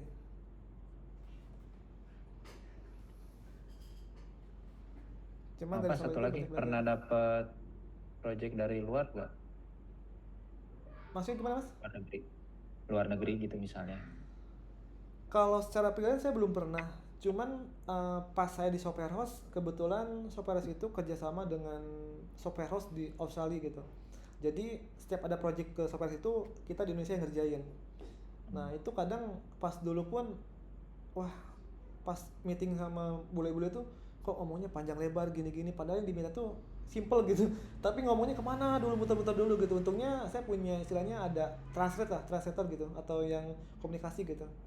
Pas dengerin dia ngomong kok ngomong apa gitu, kok muter-muter gitu. Ternyata pas dijelasin ini cuma gini doang katanya. Oh. Cuman untuk secara freelance kayak di Upwork saya belum pernah nyoba sih. Belum berani juga sebenarnya. Cuman pengalaman untuk istilahnya kerjasama dengan orang luar ya dari Software itu. Oke deh mas, terima kasih atas cerita pengalamannya. Siap, sama-sama mas.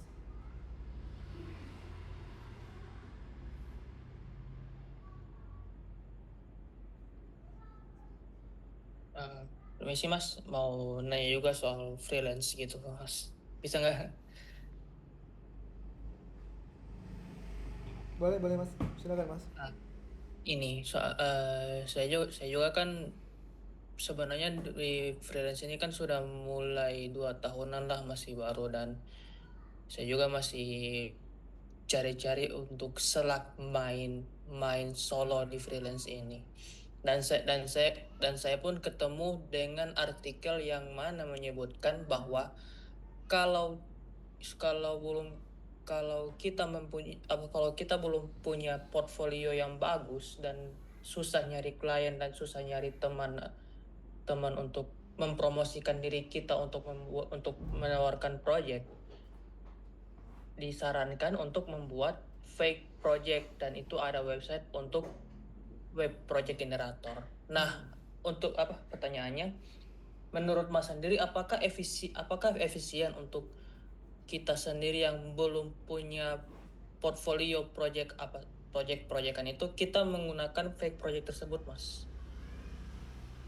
Kalau menurut saya sih ketika misalnya saya udah stuck nih jadi freelance tapi misalnya belum dapat project gitu.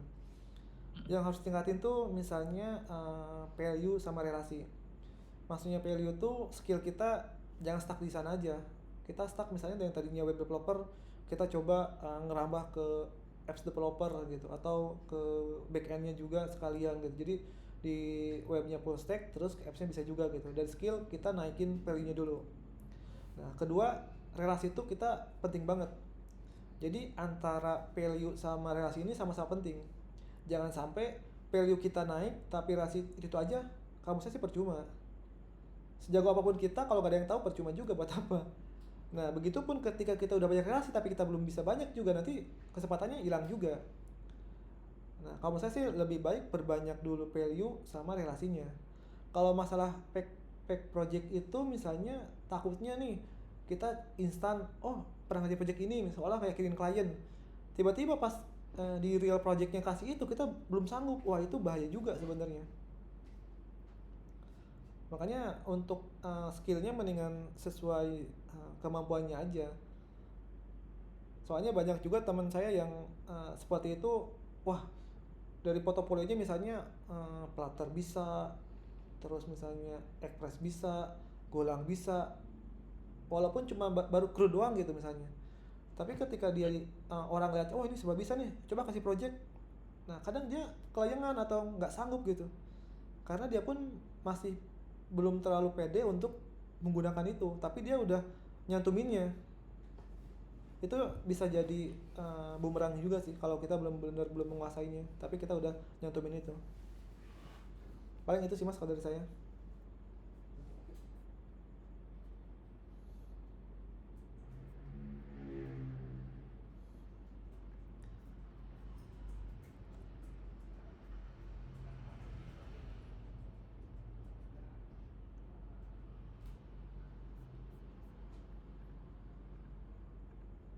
Dari teman-teman lain mungkin ada yang tanya dulu?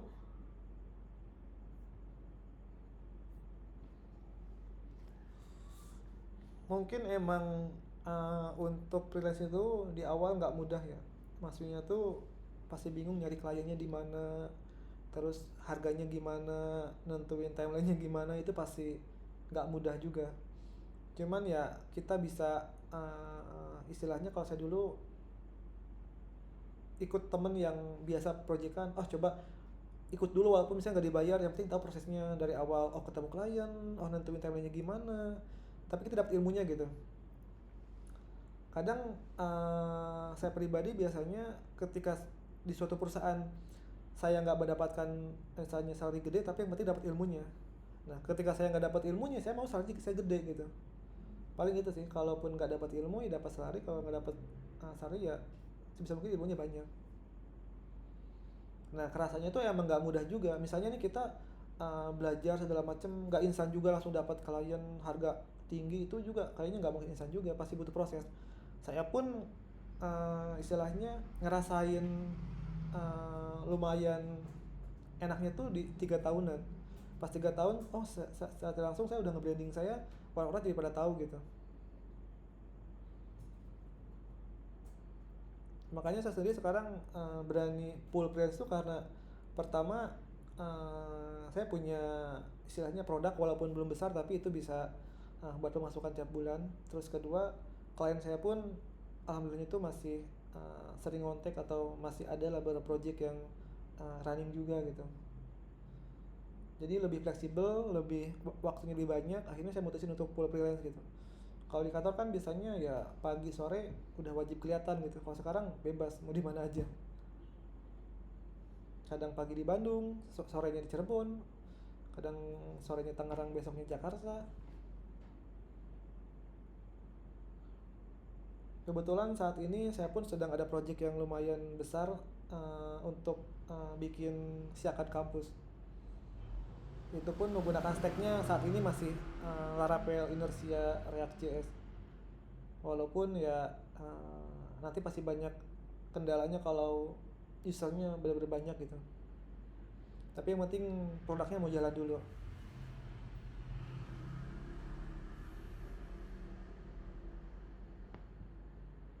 Nah, nama satu lagi mas pertanyaannya. Misalnya nih, sudah ada tawaran proyekan itu mas. Namun pas udah selesai dikerjain, terus tiba-tiba proyeknya ke cancel dan itu sudah 100% full sudah dibuat. Nah, apakah yang proyek yang udah tercancel itu bisa dijadikan portfolio pribadi atau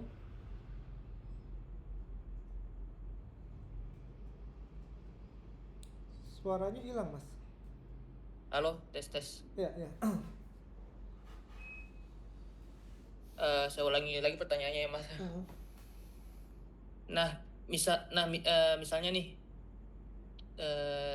saya sendiri memang punya beberapa tawaran, beberapa proyek yang dikasih ke teman-teman saya, namun saya sudah kerjakan proyek tersebut, tapi setelah selesai saya kerjakan 100% sudah dikerjakan dan sudah diketahui oleh oleh klien saya, tiba-tiba klien saya pun membatalkan proyek itu tanpa ada alasan. Nah, pertanyaannya, apakah proyek yang di cancel sama klien bisa dilampirkan menjadi portfolio saya sendiri atau nanti sudah dipublish terus bisa dijadiin itu sebagai portfolio kita. Oke. Sebenarnya sih tadi ketika kita proyek udah jalan terus udah selesai tiba-tiba cancel, itu kan dari segi developer dirugiin banget ya. Nah, sebisa mungkin kalaupun saya pribadi biasanya mewajibkan sebelum development tuh ada MOU atau istilahnya kontraknya gitu, bahwa sama-sama enak gitu. Kebanyakan klien itu tengah-tengah jalan tiba-tiba, oh mas ini ada kurang, oh mas ini gitu misalnya, tiba-tiba oh mas ini kalau ini nggak ada fitur ini nanti nggak jalan sistemnya. Nah itu kadang yang klien yang nyebelin gitu. Makanya di awal tuh wajib istilahnya ada MOU atau SPK membatasi fiturnya apa aja, budgetnya sekian, jadi kita jelas tuh. Nah selain itu apakah project itu misalnya kalau nggak dibayar tetap portofolio kita. Nah sebenarnya selama kita bisa istilahnya upload di server sendiri, nanti kita bisa ngejelasin fiturnya apa aja, itu bahwa kita development sendiri, ya itu sah-sah aja. Karena kan emang kita yang buat juga, jadi itu bisa jadi portofolio juga. Nah, cuman jangan sampai nih kebanyakan misalnya kita contohnya kayak tadi tuh ngambil project orang lain misalnya, dianggap project kita sendiri. Tapi kita nggak tahu tuh dalamnya seperti apa, itu bisa jadi bahaya juga kalau punya orang lain. Tapi kalau yang kita develop sendiri ya itu boleh banget jadiin portofolio diri sendiri, karena kita tahu gimana cara developmentnya. Jadi portofolio ini kan itu kan bukti kita bahwa kita sudah mengerjakannya gitu, hasil punya kita sendiri. Paling itu sih mas, sarannya kalaupun ada project sebisa mungkin DP sama MOU itu wajib sih, biar sama-sama enak. Nah justru sedikit curhat sih mas, di saya itu pengalamannya pas udah buat MOU tiba-tiba pas udah jadi di cancel aja gitu. Nah itu kan dirugikan banget, kita udah effort waktu, udah mikir pusing, udah gadang-gadang, tiba-tiba ngilang gitu kan kadang kesel gitu. Ujung-ujungnya viral di Facebook nanti. Iya juga sih mas. Posting di Facebook nanti ini bla bla bla, klien ngilang. Terus ada juga kliennya bla bla bla, developernya ngilang. Ini kadang lucu gitu, kok ada gitu yang kejadian kayak gitu. Makanya kalaupun kita punya value ya, saya yang alami kadang kan kalau nge-share lihat orang lain buka jasa bla bla bla, terus apapun itu gitu, dia nyari gitu. Sedangkan kalau yang udah punya value, punya relasi, kadang itu bisa datang sendiri untuk proyek tersebut. Dia kadang sampai nungguin gitu, ya udah mas kalau udah selesai nanti ngabarin aja, nggak apa-apa saya setelah itu nunggu gitu. Kadang ada gitu juga kalau kitanya istilahnya punya integritas sama skillnya mumpuni gitu.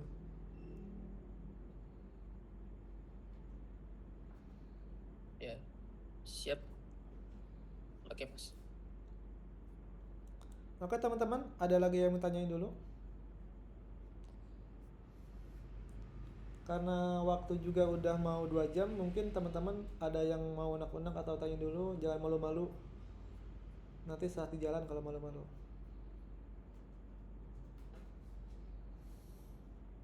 Mas Syahrizal, izin bertanya. Ya, silakan Mas. Perihal nanti besok hari kedua dan ketiga, untuk berarti kan mulainya dari jam 7 ya? Iya. Di edarannya kan sampai selesai. Nah sampai selesai ini apakah fleksibel atau memang ditentukan jamnya? Sebenarnya waktunya fleksibel sih, nanti sesuai materinya. Misalnya kalau materinya belum selesai jam 9 bisa lanjut setengah 10 atau jam 10 juga memungkinkan aja.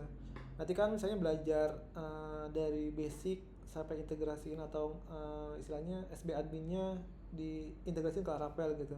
Setelah itu kan dibuat CRUD-nya. Kalaupun bisa ada waktu nanti jadi untuk materinya sendiri basic CRUD sama integrasi CMS-nya menggunakan SB admin, lalu nanti ada buat API juga di Laravel. Paling nanti di akhir kalau ada waktu nanti kita belajar menggunakan filament. Paling itu sih mas untuk materi nanti pertemuan kita selanjutnya. Semoga Oke aja mas, waktunya pas. makasih benar. Mas Rizal izin bertanya. Ya, silakan. Kalau untuk uji kom nanti itu kita tes tertulis atau kita mempresentasikan produk yang kita buatkan, Mas? Nah, biasanya untuk Ojicom sendiri kayak kita mau interview sih, lebih ke kita nunjukin bahwa ini portofolio yang pernah kita buat gitu. Gimana caranya meyakinkan user atau yang asesmen itu bahwa kita tuh mampu, kita tuh bisa gitu. Nah, dari sana dia ngetes, coba ini gini misalnya, bisa jawab nggak? Nanti kan jadi penilaian. Oh, ini setiap pertanyaan tuh dia bisa jawab, berarti dia mampu gitu. Akhirnya dia lolos. Tapi kalaupun nanti pas kita ngejelasin bla bla bla, tiba-tiba tanya kita bingung, ini jangan-jangan proyekan orang lain kita comot gitu. Itu bisa mungkin juga. Jadi nanti ada beberapa pertanyaan juga dari istilahnya asesmen yang nguji gitu, bahwa kita compatible nggak jadi web developer. Paling itu sih, harapannya nanti nge-soundnya sesuai dengan kemampuan teman-teman aja sampai mana, biar soalnya pun atau pertanyaannya ya seputar web developernya nggak jauh-jauh gitu. Jadi teman-teman siapin aja untuk nge-sound projectnya.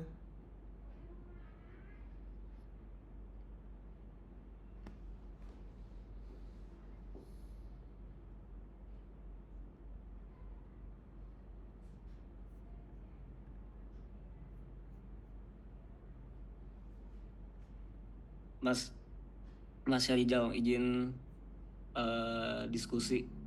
Ya, Tadi kan menyinggung Mas Syarijal kan lebih solo ya, freelance ya. Artinya kan kalau solo dalam freelance baik itu kecil atau besar, kita banyak role yang dijalankan, dari project manager, terus dari jadi data analis juga, normalisasi database sampai ke deployment gitu. Apa sih tantangan Mas Syarizal untuk menjalankan itu semua dalam manajemen waktunya, manajemen prioritas? Kadang kan saya juga termasuk freelance yang kadang solo gitu, kebanyakan solo.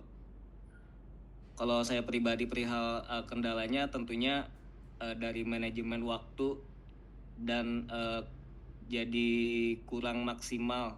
Kayak misalkan ada tentunya ketika ada uji fungsional terus ada error sedangkan aplikasi sudah running, sudah production. Nah itu jadi kendala tuh kalau misalkan nggak ada partner seperti itu, Mas. Mungkin boleh sharing dari Mas Syarizal sendiri. Kalau saya pribadi mungkin karena istilahnya udah banyak project yang dikerjain ya, jadi ketika ngerjain satu fitur atau satu modul itu gak butuh waktu lama gitu. Jadi saat di awal kan oke lah, di minggu pertama nge-mapping dulu kebutuhannya, terus apa aja desain database-nya kita rancang dulu sesuai kebutuhan dia. Nah ketika development tuh biasanya karena saya udah punya core juga, misalnya saya udah punya starter kit untuk role permission, jadi kesana tinggal CRUD atau yang kurang-kurangnya apa. Jadi itu salah satu memudahkan saya tuh, saya punya starter kit untuk projectnya. Contohnya nih misalnya di Laravel sendiri udah di setup untuk autentikasinya, data tables-nya, role permission pakai SPT-nya. Jadi kita nggak mulai dari nol. Itu untuk mempercepat development juga. Nah, karena biasanya karena jam terbangnya tinggi, kendala itu biasanya tuh lama tuh di shop plow. Oh ini plownya gimana ya cara ngodingnya gitu. Karena saya udah alhamdulillah udah pengalaman, jadi nggak tahu butuh waktu lama gitu untuk nge-shopnya itu. Di problem errornya pun atau nanti ngedeploy ke servernya pun karena udah terbiasa, jadi nggak butuh waktu lama juga. Cuman problem utamanya itu kadang ketika projectnya ada berbarengan gitu. Itu yang suka, walaupun saya bilang nanti aja deh misalnya nunggu ini selesai dulu, tapi dia kadang ya udah nggak apa-apa, sambil jalan aja gitu. Itu harus bisa ngebagi waktu, manajemen waktunya, misalnya paginya ngerjain A, malamnya ngerjain B gitu. Tapi yang penting komunikasi sama kliennya sebisa mungkin cepat gitu. Maksudnya itu ketika kita udah ngerjain fitur, kita siapin server dummy atau untuk testingnya, biar mereka langsung oh nih saya udah update ya, coba kalau mau testing dulu boleh misalnya. Jadi kita sambil jalan sambil perbaikan gitu, nggak masalah juga. Kadang saya kayak gitu untuk mempercepat prosesnya. Oke Mas. Terus juga kadang kalau ketemu misalkan ada case, ketemu klien yang memang dia belum aware dengan digital, ada case di mana si klien itu pengen buat satu aplikasi misalkan tentang e-commerce, jual beli seperti itu. Kita yang sudah terpapar dengan digitalisasi bagaimana alur e-commerce jual beli seperti apa, tapi si klien itu masih istilahnya generasi boomer tuh Mas. Kadang kan pemikirannya digital kan masih lama ya. Jadi judulnya kayak digitasi aja, bukan digitalisasi gitu. Hanya suatu kertas yang dipindahkan ke komputer saja gitu. Tidak ada otomasi, tidak ada relasi dan lain sebagainya. Nah, ketika klien kekeh atau pengen rule seperti ini, kita kadang kan kalau solo freelance kan suka gatel Mas ya, suka gemes ya ketika ada rule atau ada alur. Seharusnya tidak seperti ini Pak untuk alurnya. Saya menyarankan untuk alurnya yang lebih baik seperti ini karena otomasi. Kayak misalkan ketika penginputan NIK, ketika hanya menginput NIK, nama, jabatan, terus alamat dan sebagainya udah muncul otomatis, jadi tidak perlu dimasukkan satu-satu seperti itu. Nah, dalam menghadapi klien seperti itu yang belum aware banget, apakah kita harus mengikuti si kliennya atau Mas punya cara sendiri untuk menghadapi hal seperti itu? Begitu Mas. Ya, kebetulan saya pun pernah ketemu yang benar-benar kayak gitu. Misalnya nih, saya kan ada project, contohnya sebelumnya apartemen gitu. Nah, harapan dia ketika misalnya barang itu masuk, HP-nya bunyi atau nyala katanya. Bisa nggak katanya ketika notif ini masuk, HP-nya merah-merah atau apa? Nah, ini kok maksud tuh mungkin karena dia benar-benar ini kali ya, udah jadul banget, seolah dengan teknologi itu bisa kayak gitu. Tapi kan kita bisa ngejelasin, kita bisa simulasiin bahwa ini loh yang akan kita buat tuh nanti seperti ini. Walaupun itu istilahnya kadang saya pribadi suka sewa desainer yang bikin prototipe gitu. Jadi sebelum kita development, kita udah ada prototipenya. Ini yang akan kita simulasiin dulu gitu. Jadi biar nggak banyak perubahan, jangan sampai ketika kita udah development tiba-tiba banyak berubah, kita pusing juga.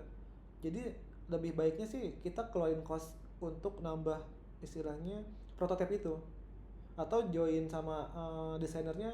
Ini tuh untuk prototipe berapa, memastikan bahwa sebelum kita mulai dia udah deal, udah oke gitu si kliennya gitu. Dia udah bayar, udah gambaran.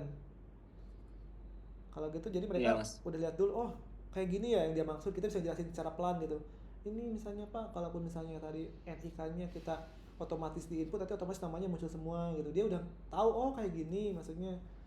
Nah, jadi kalaupun kita kadang ngomongin sesuatu tapi nggak berbentuk tuh, dia pun mikir-mikir nih gimana, dia pengennya kayak gini, tapi ternyata outputnya sama sebenarnya. Bisa jadi kayak gitu juga, cuma beda pemahamannya gitu. Iya Mas, emang baiknya kita coba buat pemaparan prototipe kayak seperti di Figma seperti itu ya, flow-nya agar lebih enak ya. Atau mungkin lebih memaparkan aplikasi yang memang sudah running kayak Tokopedia misalkan, mau membuatan e-commerce ini seperti ini alurnya. Iya, ada sampling yang lain juga boleh. Kalau buat Mas Syarizal sendiri, kayaknya dengar ceritanya Mas suka memberikan freelance juga ke orang lain ya, kayak penugasan gitu.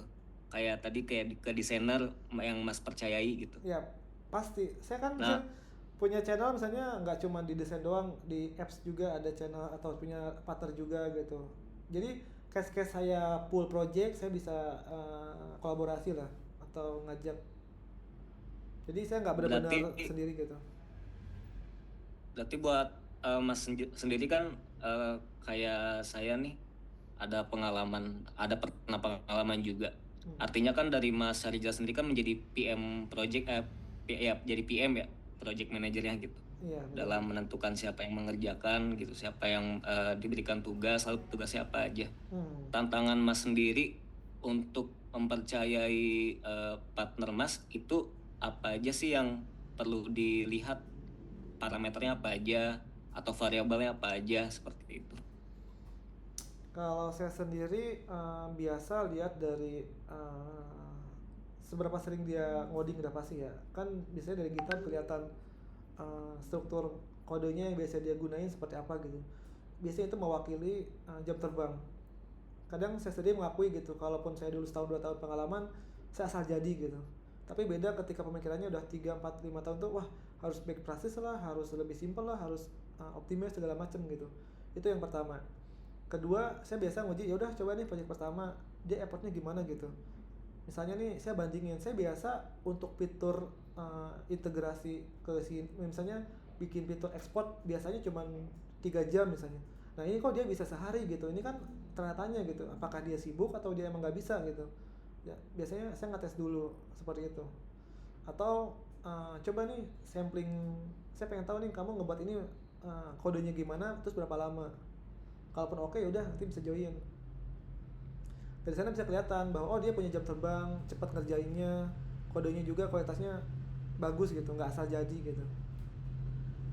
Kadang pas kita ngobrol pun kadang ketahuan mana orang yang udah biasa, mana orang yang oh ini kayaknya baru belajar deh.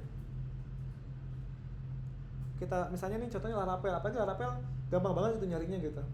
Pertama udah pasti dilihat dulu dari kodenya, terus coba aja tanya seberapa jauh atau fitur export yang lebih cepat pakai apa, atau integrasi paling sulit integrasi apa yang dikerjain gitu.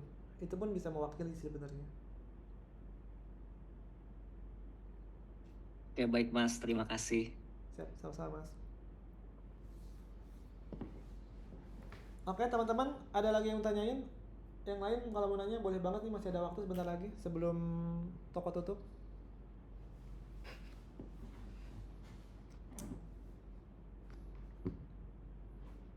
Mas Riza mungkin nanti boleh untuk bantu kami memberikan panduannya ya Mas, seperti yang kami minta tadi. Siap Mas.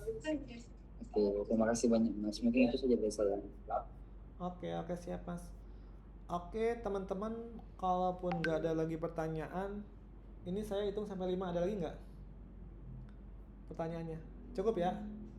1, 2, 3, 4, 5. Oke, makasih banyak teman-teman yang udah join malam hari ini di pertemuan pertama. Makasih banyak udah sharing-sharingnya. Semoga pertemuan ini bisa bermanfaat buat teman-teman semua. Dan semoga besok kita bisa sehat selalu untuk bisa ketemu lagi di pertemuan kedua. Kita mulai praktek. Mohon maaf kalau saya masih ada salah yang nggak sesuai atau harapan teman-teman. Mungkin itu aja. Makasih banyak semuanya. Saya pamit duluan. Assalamualaikum warahmatullahi wabarakatuh. Waalaikumsalam. Waalaikumsalam. Terima kasih Mas. Terima kasih Mas. Sehat-sehat ya Mas.